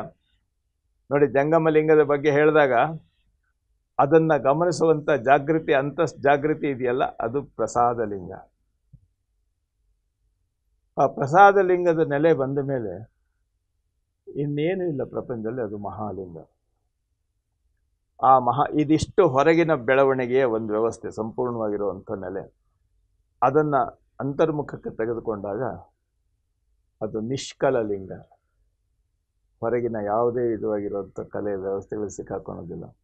ನಿಶೂನ್ಯ ಲಿಂಗ, ನಿರಂಜನ ಲಿಂಗ. ಮಹಾಲಿಂಗದ 3 ಸ್ವರೂಪಗಳು ಅಲ್ಲ, ಮಹಾಲಿಂಗದ್ದಲ್ಲ ನೋಡಿ, ಅದರಲ್ಲೂ ಒಂದು ಸ್ವಾರಸ್ಯ ಇದೆ. ಇಷ್ಟಲಿಂಗ ಇದೆಯಲ್ಲ, ಅದು ನಮ್ಮ ಆಚರಣೆಯಲ್ಲಿ ನಾನು ಮಾಡ್ತೇನೆ ನಂದು ಅಂತ ಅನ್ನುವಂಥ ಕಲೆಯನ್ನು ಬಿಡಬೇಕು. ಅಲ್ಲಿ ನಿಷ್ಕಲವಾಗಿದ್ದಾಗ ಅದು ನಿಷ್ಕಲ ಲಿಂಗವಾಗುತ್ತದೆ. ಅಂದ್ರೆ ಆಚಾರಲಿಂಗ, ಗುರುಲಿಂಗದ ಮೂಲ ನೋಡಿ ಸರ್, ಇದು ಆಚಾರಲಿಂಗ, ಇದು ಗುರುಲಿಂಗ, ಇದು ಸೇರಿದ್ರೆ ಇಷ್ಟಲಿಂಗ. ಆ ಇಷ್ಟಲಿಂಗದ ಅಂತಃಸತ್ವ ಯಾವುದು ಅಂತಂದ್ರೆ ನಿಷ್ಕಲ ಲಿಂಗ. ನೋಡಿ, ಇದು ಚಿಲ್ಲಿಂಗ, ಇದು ಜಂಗಮಲಿಂಗ, ಇವೆರಡು ಸೇರಿದಾಗ ಪ್ರಾಣಲಿಂಗವಾಗ್ತದೆ. ಅದರ ಅಂತಸ್ತತ್ವವೇ ನಿಶೂನ್ಯಲಿಂಗ. ಪ್ರಸಾದಲಿಂಗ, ಮಹಾಲಿಂಗ ಇವೆರಡನ್ನ ಜೋಡಿಸಿದಾಗ ಅದರಿಂದ ಉತ್ಪತ್ತಿ ಆಗ್ತಕ್ಕಂಥ ಮೂಲತತ್ವ ಇದೆಯಲ್ಲ, ಅದು ನಿರಂಜನಲಿಂಗ. ಹೀಗೆ ಇಡೀ ಜಗವನ್ನು, ಅದಕ್ಕೆ ಏನು ಹೇಳಿದ್ರು ಶರಣರು, ಜಗವನ್ನೊಳಗೊಂಡ ಲಿಂಗ ಅಂತ ಹೇಳಿದ್ರು. ಅದಕ್ಕೆ ನಮ್ಮ ಎಲ್ಲಾ ವ್ಯವಸ್ಥೆಗಳು ಬಂದ್ರು ಈ ಲೆಕ್ಕದಲ್ಲಿ. ಹಾಗಾದ್ರೆ ಲಿಂಗಕ್ಕೆ ನಾವೇನೇನೋ ಹೇಳ್ತೇವಲ್ಲ, ಅವೆಲ್ಲ ಇಲ್ಲಪ್ಪ. ಲಿಂಗ ಅಂತಂದ್ರೆ ಅನಂತದ ಹೆಸರು, ಅದನ್ನು ಹೇಳುವಂಥ ಪ್ರಶ್ನೆ ಅಲ್ಲ. ಹೀಗೆ ಒಂದು ಗುಡಿಯಲ್ಲಿರ್ತಕ್ಕಂಥ ಒಂದು ಕೈಲಾಸಪತಿ ಬಂದಿದ್ದಾನೆ ಅಂತ ಅನ್ನುವಂಥ ಅಷ್ಟೇ ಕಲ್ಪನೆಯಲ್ಲಿ, ಸ್ಥೂಲವಾಗಿ ಬಾಲಿಶ ಕಲ್ಪನೆಯಲ್ಲೇ ಇರ್ತಕ್ಕಂಥ ಕಲ್ಪನೆಯನ್ನ ಇಡೀ ವಿಶ್ವ ಚೈತನ್ಯ, ಇಡೀ ವಿಶ್ವವನ್ನೇ ಬೆಳಕನ್ನಾಗಿ ಮಾಡಿ ಅದನ್ನು ಮಹಾಲಿಂಗ ಪ್ರಭೆಯಲ್ಲಿ ಜೋಡಿಸಿ ಪ್ರತಿಯೊಬ್ಬರಲ್ಲೂ ಲಿಂಗ ಪ್ರಜ್ಞೆಯನ್ನು ಜಾಗೃತಗೊಳಿಸಿ ನಾವು ಮಾಡುವುದೆಲ್ಲವೂ ಲಿಂಗ ಪೂಜೆ ಅಂತ ಅನ್ನುವಂಥ ವ್ಯವಸ್ಥೆಗೆ ತಂದರು. ನೋಡಿ, ಯಾವಾಗ ಪರಮಾತ್ಮ ಯಾವಾಗ ನಮ್ಮ ಜೊತೆಲಿ ಇರ್ತಾನೆ, ಹಗಲೇ ಯಾವುದು? ಈ ಪರಮಾತ್ಮ ಶಬ್ದ ಬಳಸ ಅಲ್ಲ, ಪರಮಾತ್ಮ ಅಂತ ಈ ಶಬ್ದಕ್ಕೆ ನಮಗ್ ಕೊಡಿ. ಅಲ್ಲ, ಪರಮಾತ್ಮ ಅಂತ ಅದು ಇವ್ರು ದಾರಿ ತಪ್ಪಿಸ್ಬಿಡ್ತಾರೆ ಬೇರೆಯವರು. ಖಂಡಿತ ದಾರಿ ತಪ್ಪಿಸ್ತಾರೆ. ಆತ್ಮ ಪರಮಾತ್ಮ ಏನೇನೋ ಹೇಳ್ತಾ ನೋಡಿ, ಒಂದ್ ಹೇಳೋದು ಕೇಳಿ, ಆತ್ಮ ಪರಮಾತ್ಮ ಅಂತ ನನಗೆ ಅದು ಬೇಡವೇ ಬಿಡೋದು. ಅಲ್ಲ, ಆ ಶಬ್ದಗಳನ್ನ ಬಹಳಷ್ಟು ಬಳಸಿ ಅಲ್ಲ, ಅದರ ಮೂಲ ಅರ್ಥವನ್ನ ವ್ಯತ್ಯಾಸ ಮಾಡಿ ನಮಗೆ ಬೇಕಾಗಿಲ್ಲ. ಅಲ್ಲ, ಒಂದು ಹೇಳ್ತೇನೆ, ಜನರಲ್ಲಿ ಹೋಗ್ಲಿ, ಅದನ್ನ ಅವ್ರೇನಾದ್ರೂ ಮಾಡ್ಕೊ. ಅಲ್ಲ, ಅವರು ಕುಂತು ಕೇಳಿದಾಗ ಇದು ನಾವು ಅವ್ರಿಗೂ ಅರ್ಥ ಇಲ್ಲ, ಬೇಕಾಗಿಲ್ಲ. ನಮ್ಮದು ಏನು ಇಷ್ಟಲಿಂಗ, ಪ್ರಾಣಲಿಂಗ, ಭಾವಲಿಂಗ, ಮಹಾಲಿಂಗಗಳ ಈ ಮಹಾಕಲ್ಪನೆ ಇದು ಜಾಗೃತವಾಗಬೇಕು. ನಿಜಾಚರಣೆ ಒಂದು ಹೇಳೋದು ಕೇಳಿ, ಜಗವನ್ನೊಳಗೊಂಡ ಲಿಂಗ ಲೆಕ್ಕಾಚಾರದಲ್ಲಿ ನಾನೇನು ಹೇಳಕೊಳ್ತೆ, ದಯವಿಟ್ಟು ಆ ಮೂಲ ಸತ್ವ ಇದೆಯಲ್ಲ, ಆ ಮೂಲ ಸತ್ವ ಅದು ಅದರ ಬಗ್ಗೆ ನಿಜಗುಣ ಶಿವಗಳು ಹೇಳ್ತಾರೆ ಬಹಳ ಸರಳವಾದಂಥ ರೀತಿಯಲ್ಲಿ. ಮಾತು ಮನಗಳಿಗೆ ಅತ್ತತ್ತ ಮೀರಿದ ನಾವು ಇದು ಹೀಗೆ, ಇದು ಹಾಗೆ, ಹೀಗೆ ಅಂತ ಹೇಳಿ ಮಾತಿನಲ್ಲಿ ಏನೇನೋ ಹೇಳ್ತೇವೆ, ನಮ್ಮ ಬೌದ್ಧಿಕ ಆಡಂಬರ. ಹೌದು. ಅದಲ್ಲದೆ ಇನ್ನೂ ಹೇಳಬೇಕು, ಏನು ಹೇಳಬೇಕು ಗೊತ್ತಾಗ್ತಿಲ್ವಲ್ಲ ಅಂತ ಅನ್ನುವಂಥದ್ದು ನಮ್ಮ ಮನಸ್ಸಿನ ತಾಕಲಾಟ. ಇವೆರಡನ್ನೂ ಮೀರಿದಂಥ ನೆಲೆಯಲ್ಲಿ ಅತಿಶಯ, ಆದರೆ ಸಾತಿಶಯ ಅಂತಾನೆ ನೋಡಿ. ಅತಿಶಯ, ಸಾತಿಶಯ, ನಿರತಿಶಯ ಮೂರಿದೆ. ನಿರತಿಶಯ ಅಂತ ಹೇಳಿದ್ರೆ ನಮ್ಮ ಕೈಗೆ ನಿಲುಕಲಾರದೆ ಇರತಕ್ಕಂಥದ್ದು. ಅತಿಶಯ ಅಂದ್ರೆ ನಾವು ವೈಭವದಲ್ಲಿ ನಮ್ಮ ಬುದ್ಧಿಯ ಆಚರಣೆಗೆ ನಿಲುಕ್ತಕ್ಕಂಥದ್ದು. ಸಾತಿಶಯ ಅಂತ ಹೇಳಿದ್ರೆ ಈ ವ್ಯವಸ್ಥೆಗಳಿಗೆ ದೂರವಿದ್ದು ಎಲ್ಲವನ್ನು ಒಳಗೊಂಡಿರ್ತಕ್ಕಂಥ ನೆಲೆ. ಈಗ ಮೂಲ ಚೈತನ್ಯ ತರ ನಾವು ದೂರ ಇದ್ರೂ ಕೂಡ ಹತ್ತಿರದಲ್ಲೇ ನೋಡಿ. ಮಾತು ಮನಗಳಿಗೆ ಅತ್ತತ್ತ ಮೀರಿದ್ರೂ ಸಹ ಹೌದು, ಅದು ಸಾತಿಶಯ. ನಿರುಪಾಧಿಕ, ಉಪಾಧಿ ಅಂತ ಹೇಳಿದ್ರೆ ನಮ್ಮ ಕಲ್ಪನೆ, ನಮ್ಮ ಆಲೋಚನೆ, ನಮ್ಮ ವೈಭವ, ನಮ್ಮ ಬೋಧನೆಯಿಂದ ಕಣ್ಣು ಕಾಣುವಂಥದ್ದು ಉಪಾಧಿ, ಸತ್ಯ. ಆದರೆ ನಿರುಪಾಧಿ ಅಂದ್ರೆ ಅದಕ್ಕೆ ಮೀರಿರ್ತಕ್ಕಂಥ ನೆಲೆಯಲ್ಲಿರುವಂಥದ್ದು. ಮಾತು ಮನಗಳಿಗೆ ಅತ್ತತ್ತ ಮೀರಿದ ಸಾತಿಶಯದ ನಿರುಪಾಧಿಕ ನಿರ್ಮಲ ಜ್ಯೋತಿ ಅಂತ ಹೇಳಿದ್ರು. ನೀವು ಅದನ್ನೇನಾದ್ರೂ ಹೆಸರಿಟ್ಕೊಳ್ಳಿ. ನೀವು ನಿರಂಜನ ಲಿಂಗ ಅಂತ ಹೇಳಿ, ಯಾಕೆ ಮಹಾಲಿಂಗಕ್ಕೂ ಮೀರಿದ್ದದು. ಮಹಾಲಿಂಗಕ್ಕೂ ಮೀರಿದ್ದು ನಿರಂಜನ ಲಿಂಗ ಅಂದ್ರೆ ಯಾವುದಕ್ಕೂ ಅಂಟದೇ ಇರತಕ್ಕಂಥದ್ದು, ಎಲ್ಲದರೊಳಗೊಂಡು ಇರ್ತಕ್ಕಂಥದ್ದು. ಅದನ್ನೇ ಅಗಮ್ಯ ಅಂತ ಹೇಳಿದ್ರು. ನೋಡಿ, ಬಸವಣ್ಣವ್ರು ಹೇಳಿದ್ದು ಅಗಮ್ಯ, ಅಗೋಚರ, ಅಪ್ರತಿಮ ಅಂತ ಅನ್ನೋದು ಇದೆಯಲ್ಲ, ಇದು ಸ್ಥೂಲ ಸೂಕ್ಷ್ಮ ಕಾರಣದ ನೆಲೆಯೆಲ್ಲ ಸೇರ್ತದೆ. ಆಮೇಲೆ ನಾವು ಇನ್ನೊಂದು ತಪ್ಪು ಮಾಡಿದ್ದೀವಿ ಅಣ್ಣವ್ರೆ, ನೀವಾಗಲೇ ಉದಾಹರಣೆ ಕೊಟ್ಟಿದ್ದಕ್ಕೋಸ್ಕರ ಹೇಳ್ತೀನಿ. ಕೂಡಲ ಸಂಗಮ ದೇವ ಅಂತ, ಕೂಡಲ ಸಂಗಮ ದೇವ ಅಂತಂದ್ರೆ ಅಲ್ಲಿ ಇರ್ತಕ್ಕಂಥ ಕೃಷ್ಣ ಮಲಾಪಹಾರಿ ಲಿಂಗಕ್ಕೆ ಅಲ್ಲ, ಕೃಷ್ಣ ಮಲಾಪಹಾರಿ ಲಿಂಗದ ಅಲ್ಲಿ ಬಂದು ಬಸವಣ್ಣ ಅದನ್ನೇ ತನ್ನ ಅಂಕಿತ ಮಾಡಿ, ಇವೆಲ್ಲ ನಮ್ಮ ಬೌದ್ಧಿಕ ಆಡಂಬರದ ಅವಿವೇಕಗಳು. ಎಷ್ಟು ದಿನ ಅವಿವೇಕ ಇದು? ಅಲ್ಲ, ಅದು ಇರ್ತದೆ, ಅದು ಮಾಮೂಲು. ಹೌದು ಸರ್, ಸಾವಿರಾರು ಗ್ರಂಥಗಳನ್ನು ಅಲ್ಲ, ಒಂದು ಹೇಳ್ತೀನಿ, ಆಗಲ್ಲ ಒಂದು ಹೇಳ್ತೀನಿ. ಪ್ರತಿ ದಿವಸ ನೀವು ಊಟ ಮಾಡ್ತೀರಿ, ಆದ್ರೂ ಹಸು ಹೋಗ್ತದೇನೋ? ಹಸಿ ಹೋಗ್ಲಿ ಬಿಡ್ಲಿ, ನಾವು ಅಲ್ಲ, ಪ್ರತಿನಿತ್ಯ ನೀವು ಶುಚಿಯಾಗಿ ಮೈ ತೊಳ್ಕೊಳ್ತೀರಿ, ಆದ್ರೆ ಮೈ ಬೆವರಲ್ಲೇನು? ಇದು ಇವೆಲ್ಲನೂ ಜೊತೆಯಲ್ಲಿ ಇರೋದೇ. ಆದ್ರೆ ನಾವು ಯಾವ ಕಡೆ ಇರಬೇಕು, ನಮ್ಮ ಪಕ್ಷ ಯಾವ ಕಡೆ ಇರಬೇಕು ಅನ್ನೋದು ನಾವು ತೋರಿಸ್ಕೊಂಡು ಹೋಗ್ಬೇಕು. ಅದು ನಿಜದ ಆಚರಣೆ ಕಡೆ ಹೋಗ್ಬೇಕಲ್ಲ. ಯಾವಾಗ ಈ ವಿಶೇಷವಾಗಿ ಲಿಂಗ ಪ್ರಜ್ಞೆಯನ್ನ ಸೀಮಾತೀತಗೊಳಿಸ್ಬಿಟ್ರು, ಆವಾಗ ಮತ್ತೆ ಅವರನ್ನ ತಂದು ಇಲ್ಲಿ ಹೇಳದೆ ಇದ್ರೆ ಈ ಜನ ನಮ್ಮ ಕೈಗೆ ಸಿಕ್ಕಲ್ಲ ಅಂತ ಹೇಳಿ ಈ ವಿದ್ವಾಂಸರುಗಳೆಲ್ಲ ಸೇರಿ ಏನು ಮಾಡೋದು ಅಂದರೆ ಕೂಡಲ ಸಂಗಮ ದೇವ ಅಂದರೆ ಅಲ್ಲಿರುವಂಥದ್ದು ಅಂತ. ವಾಸ್ತವವಾಗಿ ಅಲ್ಲಿ 3 ಶಬ್ದಗಳಿವೆ. ಅದು ಕಪ್ಪಡಿ ಸಂಗಮ, ಅದು ಹೌದು. ಕೂಡಲ ಸಂಗಮ ಅಂತ ಹೆಸರಿಲ್ಲ ಅಲ್ಲಿ. ಈಗ ಅದನ್ನೆಲ್ಲ ಬದಲಾವಣೆ ಮಾಡಿಬಿಟ್ಟಿದ್ದಾರೆ. ಅಲ್ಲಿ ಪ್ರಾರಂಭದಲ್ಲಿ ಇರೋದು ಶಾಸನಗಳಲ್ಲಿ ಇರ್ತಕ್ಕಂಥದ್ದು ಕಪ್ಪಡಿ ಸಂಗಮ. ನೋಡಿ ಅಲ್ಲಿ ಕೂಡಲು ಸಂಗಮ ದೇವ 3 ಇದೆ. 3 ಶಬ್ದನೇ ಇವೆ. 3 ಶಬ್ದ ಇದೆ. ಕೂಡಲು ಅಂದರೆ ಈ ಜೀವಭಾವ ಒಳಿದು ಲಿಂಗ ಪ್ರಜ್ಞೆಯೊಡನೆ ಕೂಡಲು. ಅಲ್ಲ, ಕೂಡಲು ಅಂದ್ರೆ ಅದಕ್ಕೆ ಪ್ರಯತ್ನ ಮಾಡೋದು, ಹೌದು, ಸಾಧಕನಾಗಲು. ಅದರ ಪರಿಣಾಮ ಏನು? ಸಂಗಮ. ಅದರ ಪೂರ್ಣತೆ ಏನು? ದೇವ. ದೇವ ಅನ್ನೋದನ್ನು ಅಪ್ಪ ಬಸವಣ್ಣವರು ಹೇಳಿದ್ರು. ದೇವ ಅಂತ ಅನ್ನುವಂಥ ಶಬ್ದದ ಅರ್ಥ ಏನು? ಮಹಾದೇವ. ಮಹಾದೇವ ಅಲ್ಲಿಂದ ಮುಂದೆ ಶಬ್ದವಿಲ್ಲ. ಆಮೇಲೆ ಅಷ್ಟೇ ಅಲ್ಲ, ಇನ್ನೂ ಒಂದು ಹೇಳಿದ್ರು, ಬೆಳಗಿನೊಳಗಣ ಬೆಳಗು ಮಹಾಬೆಳಗು. ಬೆಳಗು ಸಾಮಾನ್ಯವಾಗಿರುವಂಥ ಆಚರಣೆ. ಅದರೊಳಗೆ ಈ ಶರೀರದಲ್ಲಿ ಇದನ್ನು ಪಡೀಬೇಕು ಅಂತ ಅನ್ನುವಂಥ ಆಲೋಚನೆ ಬಂದಾಗ ಇದು ಬೆಳಕಾಗುತ್ತೆ. ಅದರ ಒಳಗಿನ ಬೆಳಗನ್ನು ಅವನೇನು ಕಂಡುಕೊಳ್ತಾನೆ ಅದು ಮಹಾಬೆಳಗು. ಅದು ಪರಮಾಶ್ರಯವೇ ತಾನಾದಂಥ ಒಂದು ವ್ಯವಸ್ಥೆ. ಮಹಾದೇವ. ಮಹಾದೇವ ಅಲ್ಲಿಂದ ಮುಂದೆ ಶಬ್ದವಿಲ್ಲ ಅಂತ ಹೇಳಿದ್ರು. ದೇವ ಅಂದ ತಕ್ಷಣ ನಾವೇನು ಮಾಡಿದ್ವಿ? ಆ ಕೈಲಾಸದಲ್ಲಿರೋನು, ಅದರಲ್ಲಿರೋನು, ಬ್ರಹ್ಮಲೋಕದಲ್ಲಿ, ವಿಷ್ಣು ಲೋಕದಲ್ಲಿರೋನೆಲ್ಲ ದೇವ ದೇವ ದೇವ ಅಂದ್ಬಿಟ್ಟು ಅವ್ರಿಗೊಂದು ಕಲ್ಲಿನ ಮೂರ್ತಿ ಮಾಡಿ. ಅಲ್ಲ, ಅವ್ರ ಕಷ್ಟ ಅವ್ರು ಹುಡುಕಲಿ ಗುರುಗಳೇ. ಅಲ್ಲ, ಅದ್ರ ಬಗ್ಗೆ ನಿಜಾಚರಣೆಗೆ ನಿಜಾಚರಣೆ ನೀವು ನಿಮ್ಮ ದಾರಿಯನ್ನು ಸರಿಯಾಗಿ ಇಟ್ಕೊಳ್ಳಿ. ಅದಕ್ಕೆ ಸರಿಯಾದ ದಾರಿಯನ್ನ ನೀವು ತೋರಿಸ್ಕೊಡ್ಬೇಕು. ಅಲ್ಲ, ಒಂದ್ ಹೇಳೋದು ಕೇಳಿ, ಇದು ತೋರಿಸೋದ್ರಿಂದ ಅಲ್ಲ, ಇದು ತಿಳ್ಕೊಳ್ಳೋದ್ರಿಂದ ಬರಲ್ಲ, ಆಚರಣೆಯಿಂದ ಬರುತ್ತೆ. ಆಯ್ತು, ಅದೇ ನಿಜ ಆಚರಣೆ. ಅಲ್ಲ, ಇಲ್ಲಿ ನಾನು ಏನು ಹೇಳಕೊಟ್ಟಿದ್ದೆ ನೋಡಿ, ಒಂದು ಬೆಳಗು, ದೇವ. ಮಹಾದೇವ. ಮಹಾದೇವ ಅಂದ್ರೇನು? ದೇವ ಅಂತಂದ್ರೆ ಸಂಸ್ಕೃತ ಶಬ್ದದಲ್ಲಿ ದೇವ ಅನ್ನೋದು ದಿವ್ ಅನ್ನೋ ಧಾತುವಿನಿಂದ ಹುಟ್ಟಿದ್ದು.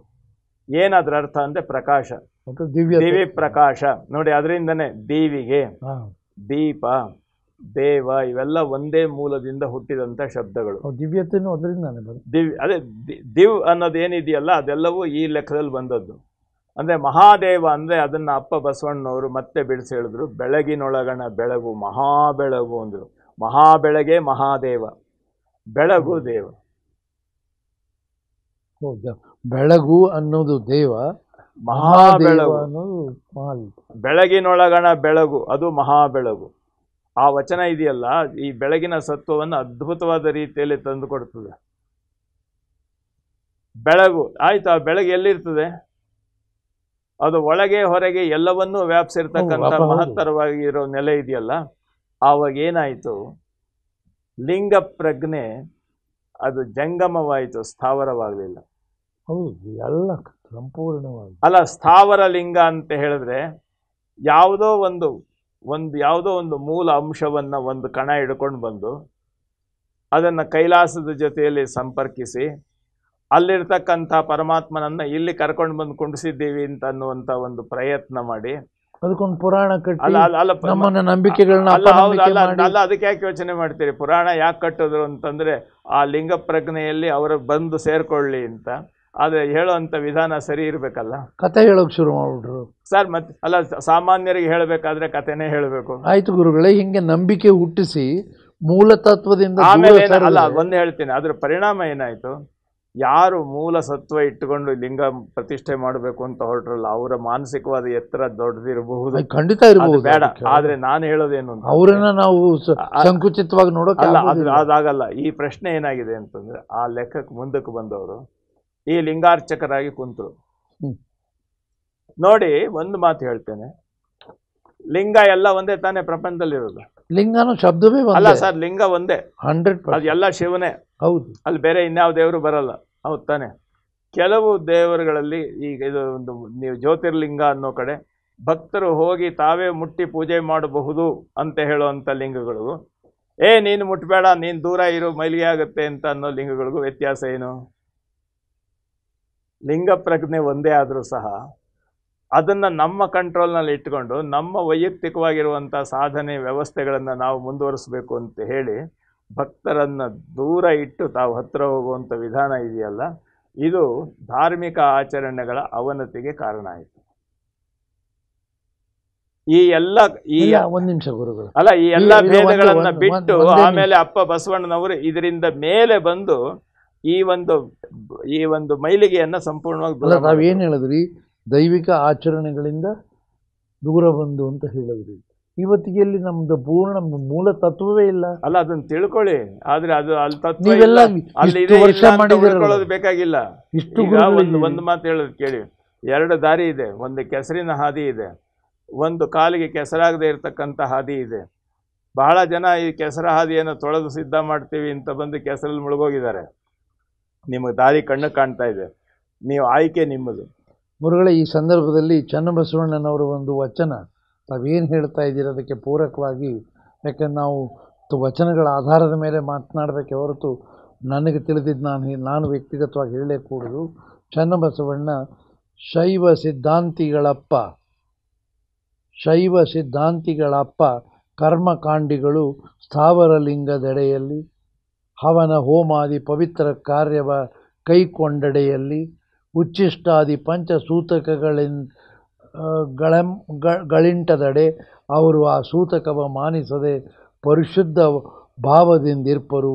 ದೇವನಪ್ಪ ಮಹಾದೇವನು ಲಿಂಗರೂಪದಿಂದ ಅಂಗದಲ್ಲಿ ಧರಿಸಿ ಪರಿಶುದ್ಧರಾದವೆಂದು ತಿಳಿಯದೆ ಸೂತಕವನ್ನಾಚರಿಸುವ ವ್ರತಗೇಡಿಗಳ ನನಗೆ ತೋರದಿರಯ್ಯ. ನಾವೇನು ಮಾಡ್ತಾ ಇದ್ದೀವಿ, ಇವತ್ತಿನ ಸಮಾಜದ ಸ್ಥಿತಿ, ನಿಜಾಚರಣೆಗಳ ಹೊರಗೆ ಹೋದಾಗ ಎಷ್ಟು ಕ್ರಿಟಿಕಲ್ಲಾಗಿ ಮಾತಾಡ್ತಾರೆ. ವ್ರತಗೇಡಿಗಳ ನನಗೆ ತೋರದಿರಯ್ಯ, ಇದರ ಅರ್ಥ ಏನು ಗುರುಗಳು? ಏನೂ ಇಲ್ಲ ಅಪ್ಪಾಜಿ, ಏನಿಲ್ಲ ಅಂತ ಹೇಳ್ತೀನಿ. ಸ್ವಲ್ಪ ನಾನು ಹೇಳೋದು ಕೇಳಿ. ಏನೂ ಇಲ್ಲ, ಅದರಲ್ಲಿರೋದು ವಾಸ್ತವ ಸತ್ಯ. ಏನು ಹೇಳಿದರು? ಏನು ಅಂತ ಹೇಳಿದ್ರೆ, ನೀನು ಇದು ಉತ್ತಮ, ಈ ದಾರಿ ಸರಿ, ಈ ದಾರಿ ಸರಿ ಇಲ್ಲ ಅಂತ ಅಂದ್ಬಿಟ್ಟು ಸ್ಪಷ್ಟವಾಗಿ ನಿನ್ನ ಎದುರಿಗಿದೆ ಇದೆ. ನೀನು ಹೌದು ಇದು ಸರಿ ಅಂತ ಬಾಯಿನಲ್ಲಿ ಹೇಳ್ತೀಯ. ಆದರೆ ನೀನೇನು ಮಾಡ್ತೀಯ ಅಂತ ಹೇಳಿದ್ರೆ ಅದನ್ನು ಬಿಟ್ಟು ಹಳೆ ದಾರಿಗೆ ಹೋಗ್ತೀಯ. ನಾನು ವಕ್ರರೇಖೆಯಲ್ಲಿ ಹೋಗ್ತೀನಿ. ನೋಡಿ ಸರ್, ಇವತ್ತು ಅದಕ್ಕೊಂದು ನೋಡಿ ಲೌಕಿಕವಾದ ಒಂದು ಉದಾಹರಣೆ ಕೊಡ್ತೀನಿ. ಏನು ಅಂತಂದ್ರೆ, ಧೂಮಪಾನ ಆರೋಗ್ಯಕ್ಕೆ ಹಾನಿಕರ. ಅದನ್ನು ಓದ್ಬಿಟ್ಟು ಮತ್ತೆ ಸೇರ್ತೀವಿ, ಹಂಗೆ ಆಯ್ತು ರೀ. ಟಿವಿನಲ್ಲಿ ಬರ್ತಾನೆ ಇರುತ್ತೆ, ಅಲ್ಲೇ ಕೂತ್ಕೊಂಡು ಸೇರ್ತೀವಿ. ಅಲ್ಲ, ಹಿಂದೆ ಬೋರ್ಡ್ ಹಾಕೊಂಡಿರ್ತಾನೆ, ಅದ್ರ ಬಗ್ಗೆ ಭಾಷಣ ಮಾಡ್ತಾನೆ. ಭಾಷಣ ಮಾಡ್ತಿರ್ತಾನೆ. ಆದ್ರೆ ಆ ಭಾಷಣ ಮುಗಿಯೋದಕ್ಕೆ ಮೊದಲು ಅಥವಾ ಮಾಡೋದಕ್ಕೆ ಮೊದಲು ಅಥವಾ ಮುಗಿದ ಮೇಲೆ ಅವನು ಧೂಮಪಾನ ಮಾಡ್ತಾನೆ. ಈ ಕಾರ್ಡಿಯೋ ಅಂದ್ರೆ ಇದೇನು ಅಂತಂದ್ರೆ, ಅದಕ್ಕೆ ಸಂಪೂರ್ಣವಾಗಿ ಅವನು ಅದಕ್ಕೆ ದಾಸನಾಗ್ಬಿಟ್ಟಿದ್ದಾನೆ. ಅಲ್ಲ ಗುರುಗಳೇ, ಒಂದೇ ನಿಮಿಷ. ಆದ್ರೆ ಒಂದು ಹೇಳ್ತೀನಿ, ನೋಡಿ, ಎಲ್ಲ ಬೌದ್ಧಿಕ ತತ್ವಗಳನ್ನು ನೀವು ಇಟ್ಕೊಳ್ಳಿ. ಎಲ್ಲರೂ ಹೇಳುವಂತ ಮಾತಿನಲ್ಲಿ ಅರ್ಥ ಇದೆ, ಆಚರಣೆಯಲ್ಲಿ ಇಲ್ಲ. ಅದೇ ಇಲ್ಲ ನಮ್ ನಿಜ. ನೋಡಿ, ಅಲ್ಲ ನೋಡಿ ಸರ್, ಉದಾಹರಣೆ ಹೇಳ್ತೀನಿ ನಿಮಗೆ. ದೇವರು ಸೃಷ್ಟಿಯ ಎಲ್ಲ ಜೀವಿಗಳ ಅಂತರಂಗದಲ್ಲಿ ಮನೆ ಮಾಡ್ಕೊಂಡಿದ್ದಾನೆ ಅಂತ ಅನ್ನೋಂಥ ಮಾತಿದೆಯಲ್ಲ, ಭಗವದ್ಗೀತೆಯಲ್ಲಿ ಕೃಷ್ಣ ಹೇಳ್ತಾನೆ, ಈಶ್ವರ ಸರ್ವಭೂತಾನಾಂ ಹೃದ್ದೇಶೇ ತಿಷ್ಠತಿ ಅರ್ಜುನ. ಎಲ್ಲರ ಹೃದಯದಲ್ಲಿ ಶಿವ ಮನೆ ಮಾಡ್ಕೊಂಡಿದ್ದಾನೆ. ಇದನ್ನೆಲ್ಲ ಪಾರಾಯಣ ಮಾಡ್ತಾ ಇರ್ತಾನೆ, ಮಾಡ್ತಾರೆ. ದಿವಸ ವಾರಕ್ಕೆ ಒಂದ್ಸಾರಿ ಪೂರ್ತಿ ಭಗವದ್ಗೀತೆ ಪಾರಾಯಣ ಮಾಡ್ತಕ್ಕಂಥ ಮಹಾನ್ ಭಕ್ತರಿದ್ದಾರೆ. ಯಾರು ಇದನ್ನ ನಂಬೋದಿಲ್ಲ, ಅದರಂತೆ ಗಮನಿಸೋದಿಲ್ಲ. ಆಯ್ತು, ಇದನ್ನೇ ಮಾತನ್ನ ಶಂಕರಾಚಾರ್ಯರು ಹೇಳಿದ್ರಲ್ಲ, ಆತ್ಮಾತ್ವಂ, ಒಳಗಿರ್ತಕ್ಕಂಥ ಆತ್ಮನೇ ನೀನು, ಬುದ್ಧಿ ಇದೆಯಲ್ಲ ಅದೇ ಪಾರ್ವತಿ, ಪ್ರಾಣಗಳಿವೆಯಲ್ಲ ಅದು ನಿನ್ನ ಸೇವಕರು, ಈ ಶರೀರ ಇದೆಯಲ್ಲ ಇದು ನಿನ್ನ ಮನೆ ಅಂತ ಹೇಳ್ಬಿಟ್ರು. ಅದನ್ನೆಲ್ಲರೂ ಹೇಳ್ಬಿಟ್ರು, ರಾಗ ಹಾಕೊಂಡು ಹೇಳ್ಬಿಟ್ರಲ್ಲ. ಯಾಕೆ ಅದರಂತೆ ನಡೆಯಲಿಲ್ಲ? ಅವ್ರು ಏನಾದ್ರು ನೋಡಿ, ಸ್ವಾರಸ್ಯ ಹೇಳ್ತೀನಿ, ಅಲ್ಲ ಸ್ವಾರಸ್ಯ ಹೇಳ್ತೀನಿ ಕೇಳಿ. ಇದರ ಇಂಟರ್ನಲ್ ಆಡಿಟಿಂಗ್ ಮಾಡಿದವರು ಬಸವಣ್ಣನವರು. ಸಂತೋಷ. ಹೆಂಗೆ? ಅಲ್ಲ, ಅದನ್ನ ಸ್ವಲ್ಪ ಕೇಳಿ ನೀವು. ಇಂಟರ್ನಲ್ ಇಂಪ್ಲಿಮೆಂಟ್ ನೋಡಿ, ಅಲ್ಲ ಇಂಟರ್ನಲ್ ಆಡಿಟಿಂಗ್ ಹೆಂಗ್ ಮಾಡಿದ್ರು ಗೊತ್ತೇನು? ಹೌದು, ಎನ್ನ ಕಾಲೇ ಕಂಬ, ದೇಹವೇ ದೇಗುಲ, ಶಿರವೇ ಹೊನ್ನ ಕಲಶ, ಇದೆಲ್ಲ ಆಯ್ತು. ಮನೆಯೊಳಗೆ ಮನೆಯೊಡೆಯ ಇದ್ದಾನೋ ಇಲ್ಲವೋ? ಇಂಟರ್ನಲ್ ಆಡಿಟಿಂಗ್ ಮಾಡ್ಕೊಳ್ಳಿ ಅಂತ ಹೇಳಿದ್ರು. ಹೊರಗಡೆ ಮನೆ ಲೌಕಿಕವಾದ್ದು, ಧೂಳು ತುಂಬಿಕೊಂಡಿದೆ, ಮುಳ್ಗಿಡ ಬೆಳ್ಕೊಂಡಿದೆ ಅಂದ್ರೆ ಎಲ್ಲಾರು ವಾಸ ಇಲ್ಲ. ನಮಗೆ ತಿಳಿಯೋದಕ್ಕೆ ಹೇಳಿದಾರೆ. ಅಲ್ಲ, ತಿಳಿಯೋದಕ್ಕೋಸ್ಕರ ಒಳಗಿನ ಲೆಕ್ಕ ನೀನು ಆತರಂಗ ನೋಡ್ಕೊಂಡಾಗ ಒಳಗ ತನುವಿನಲ್ಲಿ ಹುಸಿ ತುಂಬಿ ಮನದೊಳಗೆ ವಿಷಯ ವಿಷಯ ತುಂಬಿ ನೋಡಿ ಅಲ್ಲೇನಾಗುತ್ತೆ, ದೇವಸ್ಥಾನಕ್ಕೆ ಹೋಗ್ತೀವಿ ನಾವು, ಇದು ಬಹಳ ಅದ್ಭುತವಾದ ದೇವಸ್ಥಾನ, ಇಡೀ ಪ್ರಪಂಚದಲ್ಲೇ ಅದ್ಭುತವಾದದ್ದು ಅಂತ ನಾವು ಹೇಳ್ತಾ ಇರ್ತೀವಿ. ಇದು ಹೊರಗಿನ ಆಕಾರ ಏನು, ನಾವು ಉದ್ದ ಬೀಳೋದೇನು ಎದ್ದೊಳೋದೇನು ಇವೆಲ್ಲ ನಾವು ಮಾಡ್ತಾ ಇರ್ತೀವಿ. ಇದು ತನುವಿನ ಹುಸಿ. ಯಾಕೆಂದ್ರೆ ಮನದಲ್ಲಿ ಈ ದೇವಸ್ಥಾನದಿಂದ ನನಗೇನು ಲಾಭ, ನನಗೆಷ್ಟು ಬರ್ತದೆ ಅನ್ನೋದ್ರ ಬಗ್ಗೆ ವಿಷಯ ತುಂಬಿಕೊಂಡಿರ್ತೀವಿ. ತನುವಿನಲ್ಲಿ ಹುಸಿ ತುಂಬಿ ಮನದೊಳಗೆ ವಿಷಯ ತುಂಬಿ ಮನೆಯೊಡೆಯ ನಿಲ್ಲ ಕೂಡಲ ಸಂಗಮ ದೇವ. ನೋಡಿ ಇದೆಯಲ್ಲ, ಈ ಇಂಟರ್ನಲ್ ಆಡಿಟಿಂಗ್ ಇದೆಯಲ್ಲ, ಇಲ್ಲಿ ಒಂದ್ ನಿಮಿಷ ಅಲ್ಲ, ಒಂದು ಶಬ್ದ ಬಿಟ್ಟೋಯ್ತು ಗುರುಗಳೇ. ಮನದೊಳಗೆ ಮನದೊಡೆಯನಿದ್ದಾನು ಇಲ್ಲವೋ? ಅಲ್ಲ ನೋಡಿ, ಮನ ಎರಡು ಇಟ್ಕೊಳ್ಳಿ. ಮನದೊಳಗೆ ಮನೆಯೊಡೆಯ ನಿಲ್ಲ ಕೂಡಲ ಸಂಗಮ. ಅದು ಮೊದಲನೇ ಸಾಲಿಗೆ ಸಾಮಾಜಿಕ ಜೀವನಕ್ಕೆ ಅಲ್ಲಿ ಅಲ್ಲ, ಅದನ್ನ ಮನಸ್ಸಿಗೆ ತಂದ್ಕೊಳ್ಳಿ. ನೋಡಿ, ತನುವಿನಲ್ಲಿ ಬರೆದಿರೋದು ಇದೇ. ಈಗ ಸಾಹಿತಿಗಳು ತನುವಿನಲ್ಲಿ ಹುಸಿ ಮನದಲ್ಲಿ ವಿಷಯ. ಅದು ಸರಿ ಗುರುಗಳೇ. ಆದ್ರಿಂದ ಮನದೊಳಗೆ ಮನೆಯೊಡೆಯ ಇಲ್ಲ. ಇಲ್ಲ, ಅಂತರಂಗದಲ್ಲಿ ಬಂದಾಗ ಆ ಒಡೆಯ ಎಲ್ಲಿರ್ಬೇಕು? ಮನದೊಳಗೆ ಮನದೊಡೆಯ ಹೌದು, ಇಲ್ಲ. ಅಲ್ಲ, ಓದೋರು ಹಾಡೋರು ಎಲ್ಲ ಮನೆಯೊಳಗೆ ಮನೆಯೊಡೆಯ ಹಾಡ್ತಾರೆ. ಒಂದ್ ಹೇಳ್ತೀನಿ ಅಂತ ಹೇಳ್ತಾ ಇದ್ದಾರೆ. ಅದರಿಂದ ಯಾರಾದ್ರೂ ನಾವು ತಿದ್ದಬೇಕಲ್ಲ. ಈಗ ಅದ್ ನೀವು ತಿದ್ದೋದಕ್ಕೆ ಹೋದ್ರೆ ನೀವು ತಿದ್ದಗಳಯ್ಯ ಅಂದ್ರೆ ತಿದ್ದಲ್ಲ. ಅದನ್ನ ಕೇಳಿ ಹೌದಲ್ಲ ಅಂತ ಹೇಳಿ ನಿಮ್ಮ ಮನಸ್ಸಿನಲ್ಲಿ ಇಂಟರ್ನಲ್ ಆಡಿಟಿಂಗ್ ಶುರುವಾಗುತ್ತಲ್ಲ, ಆವಾಗ ನೀವು ಶುದ್ಧಿ ಆಗ್ತೀರಿ. ಅದನ್ನ ಗಟ್ಟಿಯಾಗಿ ನಾವಾದ್ರೂ ಗಟ್ಟಿಯಾಗಿ ಹೇಳಬೇಕಲ್ಲ. ಹೇಳೋದಲ್ಲ, ಮಾಡಿ ತೋರಿಸ್ಬೇಕು. ಮಾಡಿ ಹೇಳಿ. ಅಪ್ಪ ಬಸವಣ್ಣ ಬರೀ ಉಪದೇಶ ಮಾಡಲಿಲ್ಲ ಸರ್, ತಾನು ಆಗಿ ತೋರಿಸ್ದ. ಶರಣರ ಉಪದೇಶ ಬಾಯಿ ಬಡಕತನ ಅಲ್ಲ. ಅಲ್ಲ, ಖಂಡಿತ ಅಲ್ಲ. ಶರಣರ ಉಪದೇಶ ಅದನ್ನು ಆಚರಿಸಿ ತೋರಿಸಿದಂತಹ ನಿಜಾನುಭವದ ನಿರ್ಲೇಪ ನಿಜಾನುಭವ ಅದು. ಆ ಲೆಕ್ಕದಲ್ಲಿ ನೋಡಿ, ಚನ್ನಬಸವಣ್ಣವ್ರು ಹೇಳಿದಂಥ ವಚನದಲ್ಲಿ, ನೋಡಪ್ಪ ನೀನು ಹೊರಗಡೆ ಇಷ್ಟೆಲ್ಲ ನೀನು ಮಾಡ್ತಾ ಇದ್ದೀಯ, ಆದರೆ ಒಳಗೆ ನಿನಗೆ ಅಂತರಂಗದ ವಿಕಾಸ ಆಗಲಿಲ್ಲ ಅಂತ ಹೇಳಿದ್ರೆ ನೀನು ಸರಿ ಅಷ್ಟೇ. ಯಾವಾಗ ನಿಮ್ಗೆ ವಿಕಾಸ ಆಗದೆ ಇದ್ರೆ ಬಹಳ ಸ್ವಚ್ಛವಾಗಿ ಸಾವರಕ್ಕೆ ಅಳಿವು. ನೋಡಿ, ಒಂದು ಹೇಳ್ತೀನಿ, ಅಲ್ಲಿವರೆಗೂ ಪುರಾಣ ಕಾಲದಿಂದ ಹಿಡಿದು ವೇದ ಕಾಲದಿಂದ ಹಿಡಿದು ಎಲ್ಲ ಶಾಸ್ತ್ರಿಗಳು, ಎಲ್ಲ ಪುರಾಣಕರು, ಎಲ್ಲ ದೇವಸ್ಥಾನಗಳು ಇವೆಲ್ಲ ಮಾಡ್ಕೊಂಡು ಬರ್ತಾ ಇದ್ರಲ್ಲ, ಇವರ್ಯಾರೂ ಸಹ ಹೊರಗಿನ ದೃಷ್ಟಿಯನ್ನು ಒಳಗೆ ತಿರುಗಿಸ್ಕೊಂಡು ನೋಡಿರಲಿಲ್ಲ. ಅವನ್ನಿಟ್ಟು ಬಸವಣ್ಣ ಹೇಳಿದ್ರು, ಚನ್ನಬಸವಣ್ಣ ಕೇಳಿದ್ದು ಅದನ್ನೇ. ಹೊರಗಿನ ಆಕಾರದಲ್ಲೇ ನೀವು ನಿಮ್ಮ ಕಾಲ ಕಳ್ಕೊಂಡ್ರಲ್ಲ, ಒಳಗೆ ನೀವು ಯಾವಾಗ ಶುದ್ಧಿ ಆಗೋದು? ನೋಡಿ, ಸ್ಥಾವರ ಅಂತ ಹೇಳಿದ್ರೆ ಹೊರಗಿನ ವೈಭವಕ್ಕೆ ನಾವು ಮರಳಾಗಿ ಅದಕ್ಕೆ ಸಂಪೂರ್ಣವಾಗಿ ಅಡಿಕ್ಟ್ ಆಗೋದು. ಇಲ್ಲಿ ಇಷ್ಟಲಿಂಗ ಅಂದ್ರೆ ಏನು ಅಂತಂದ್ರೆ, ನಿನ್ನ ಸ್ವಯಂ ಜಾಗೃತಿಯನ್ನ ವ್ಯವಸ್ಥೆ ಮಾಡ್ಕೊಂಡು ಅದು ಇನ್ನೊಬ್ಬರ ಬೋಧನೆಯಿಂದ ಒತ್ತಾಯದಿಂದ ಬರೋದು ಇಷ್ಟಲಿಂಗ ಅಲ್ಲ. ಅಲ್ವೇ ಅಲ್ಲ ಬಿಡಿ ಗುರು. ನೀನು ನೋಡಿ, ಇಷ್ಟಲಿಂಗ ಅಂತ ಹೇಳಿದ್ರೆ ನಿನ್ನೊಳಗಿನ ಈ ಪ್ರಜ್ಞೆಯನ್ನ ನೀನೇ ಜಾಗೃತ ಮಾಡಿಕೊಂಡು ನಾನು ಆ ದಾರಿಯಲ್ಲಿ ಹೋಗಬೇಕು. ಅದನ್ನೇ ಅಪ್ಪ ಬಸವಣ್ಣ ಹೇಳಿದ್ದು, ಎನಗೆ ಗುರುಪಥವ ತೋರಿದವರಾರು, ಎನಗೆ ಲಿಂಗ ಪಥವ ತೋರಿದವರಾರು, ಎನಗೆ ಜಂಗಮ ಪಥವ ತೋರಿದವರಾರು, ಯಾರು ಪಾದೋದಕ ಪ್ರಸಾದ ಪಥ ಯಾವುದೂ ಇಲ್ಲ, ತೋರುವ ಮನವೇ ನೀವೆಂದರಿದೆ, ಎನಗಿನ್ನಾವ ಭಯವಿಲ್ಲ ಕೂಡಲ ಸಂಗಮ ದೇವ ಅಂತ. ಅಂದ್ರೆ ಆ ಲೆಕ್ಕದಲ್ಲಿ ಹೋಗ್ಬೇಕಲ್ಲ ನಾವು. ಹೋಗ್ಬೇಕೀಗ ಉದಾಹರಣೆಗೆ ಅಲ್ಲಮ ಪ್ರಭುಗಳು ಒಂದು ವಚನದಲ್ಲಿ, ಅಂಗದ ಮೇಲಣ ಲಿಂಗವ ಹಿಂಗಿ ಸ್ಥಾವರ ಲಿಂಗ ಕೆರಗುವ ಭಂಗಿತರ ಮುಖವ ನೋಡಲಾಗದು. ನಾವು ಮಾಡೋದೆಲ್ಲ ಇದನ್ನೇ. ಆದರೆ ಅಲ್ಲಮ ಪ್ರಭುಗಳು ಒಂದು ನಿಮಿಷ ಗುರುಗಳು ಪ್ಲೀಸ್, ದಯವಿಟ್ಟು ನನ್ನನ್ನು ಇದು ಮಾಡಬೇಡಿ. ವಚನಗಳ ಆಧಾರದ ಮೇಲೆ ಮಾತಾಡ್ತಾ ಇದ್ದೀನಿ. ಅಂಗದ ಮೇಲಣ ಲಿಂಗವ ಹಿಂಗಿ ಸ್ಥಾವರ ಲಿಂಗ ಕೆರಗುವ ಭಂಗಿತರ ಮುಖವ ನೋಡಲಾಗದು. ಅದೆಂತಡೆ ತನ್ನ ಗಂಡನ ಬಿಟ್ಟು ಅನ್ಯ ಗಂಡರಿಗೆರಗುವ ಹಾದರಗಿತ್ತಿ ಎಂದೇ ಅವಂದಿರ ಭಕ್ತಿ. ಇನ್ನು ಎಷ್ಟು ಬಿಚ್ಚಿ ಹೇಳಬೇಕು ಅವರು. ಒಂದು ನಿಮಿಷ, ಒಂದೇ ದಯವಿಟ್ಟು ಒಂದು ನಿಮಿಷ, ಒಂದು ಹೇಳ್ತೀನಿ, ಮುಗಿಸ್ಬಿಡಿ. ಅಲ್ಲ ಹೇಳಿ, ದಯವಿಟ್ಟು ಹೇಳಿ ಅದನ್ನು. ಅಂತಪ್ಪ ಪಂಚ ಮಹಾಪಾತಕರ ಮುಖದತ್ತ ತೋರದಿರಯ್ಯ ಗೋಶ್ವರ. ಇರೋರೆಲ್ಲ ಅಂತವ್ರೆ ಅಂತ ಅವ್ರು ಹೇಳಿದ್ರು. ಅಂಬಿಗರ ಚೌಡಯ್ಯನವರು ಒಂದು ವಚನ ಹೇಳ್ತಾರೆ, ಹೇಳಿದ್ರು, ಕಟ್ಟಿದ ಲಿಂಗವ ಸೆಟೆ ಮಾಡಿ, ಬಹಳ ಪ್ರಸಿದ್ಧ ಲಿಂಗ, ಬೆಟ್ಟದ ಲಿಂಗಕ್ಕೆ ಹೋಗಿ ಹೊಟ್ಟೆ ಅಡಿಯಾಗಿ ಬೀಳುವ, ಹೊಟ್ಟೆ ಅಡಿಯಾಗಿ ಬೀಳುವ ದೊಡ್ಡ ಮೂಳರಿರ ಕೇಳಿರು. ಇದೆಲ್ಲ ಭಾಷಣಕ್ಕೆ ಸೂಕ್ತ ಆಗೋಗ್ಬಿಟ್ಟಿದೆ. ಅಲ್ಲ ನೋಡಿ, ಕೊಟ್ಟು ಬಿಡು ಲಿಂಗವನ್ನು. ನೀನ್ ಯಾಕೆ ಮೈ ಮೇಲೆ ಲಿಂಗ ಕಟ್ಕೊಂಡಲ್ಲ ಅಪಜೀತಿ ಮಾಡ್ತೀಯ? ಈಗ ಸತ್ಯ ಇದನ್ನ ನೀವೆಲ್ಲ ಮಾಡ್ಬೇಕು. ಗುರುಗಳಾದವರು ಏನಯ್ಯ ನೀನ್ ಅಲ್ಲಿ ಹೋಗಿ ಹೇಳಿ, ಅಲ್ಲ ಕೊಟ್ಟು ಬಿಡು ಲಿಂಗ. 66 ಕೋಟಿ ಕೋಟಿ ನೀರು ಮುಳುಗದಾಗ ಅಲ್ಲ ಕೊಡದಿದ್ದಡೆ ಅವ್ರು ಹೇಳೋ ಮಾತು ಬಹಳ ಹೊರಟಾಗ್ತದೆ. ಇರ್ಲಿ, ಅವರು ಕೊಡದಿದ್ದಡೆ ಆ ಆ ಲೊಟ್ಟಿ ಮೂಳರ ಕಂಡು ಶರಣದ ಎಡದ ಪಾದಕ್ಕೆ ತೆಗೆದುಕೊಂಡು ಲಟಲಟನೆ ಲಟನ ಹಂಗ ನೀವು ಹೊಡಿಲಿಲ್ಲ, ಅಂಬಿಗರ ಚೌಡಯ್ಯ. ಅಲ್ಲ ಹೊಡೆದಿದ್ರೆ ಇವತ್ತು ಆಚರಣೆ ಪ್ರಶ್ನೆನೇ ಬರ್ತಿರ್ಲಿಲ್ಲ. ಅಂಬಿಗರ ಚೌಡಯ್ಯ ಭಾಷಣ ಹೊಡೆಯೋರು ಹೊಡೆದ್ರು. ಅಲ್ಲ, ಅಂಬಿಗರ ಚೌಡಯ್ಯನವರ ವಚನ ಇದೆಯಲ್ಲ ನೋಡಿ, ಇಷ್ಟಲಿಂಗವ ಸಟೆ ಮಾಡಿ ಆ ಲಿಂಗಕ್ಕೆ ಹೋಗುವಂತ ವಿಧಾನ ಇದೆಯಲ್ಲ, ಅಲ್ಲಿಗೆ ನೀನು ಉಭಯ ಭ್ರಷ್ಟ. ಸತ್ಯ. ಇವೆಲ್ಲ ವಚನಗಳನ್ನು ನೋಡಿದಾಗೂ ಅದನ್ನೇ ಭಾಳ ಬಿಗಿಯಾಗಿ ಶರಣರು ಅನ್ಯ ದೈವವ ಬಿಟ್ಟು ಕಾವುದು ಕ್ರಮವೆಂದೆಡೆ, ಅನ್ಯ ದೈವದ ಮಾತನಾಡಲಾಗದು, ಅನ್ಯ ದೈವದ ಪೂಜೆಯ ನೋಡಲಾಗದು, ಸ್ಥಾವರ ಲಿಂಗಕ್ಕೆ ಎರಗಲಾಗದು. ಆ ಲಿಂಗ ಒಂದೇ ನಿಮಿಷ ಮುಗಿಸ್ಬಿಡ್ತೀನಿ ಗುರುಗಳೇ, ದಯವಿಟ್ಟು ಈ ವಚನ ಇದೆ, ನಾನೇನು ಹೇಳ್ತಾ ಇಲ್ಲ.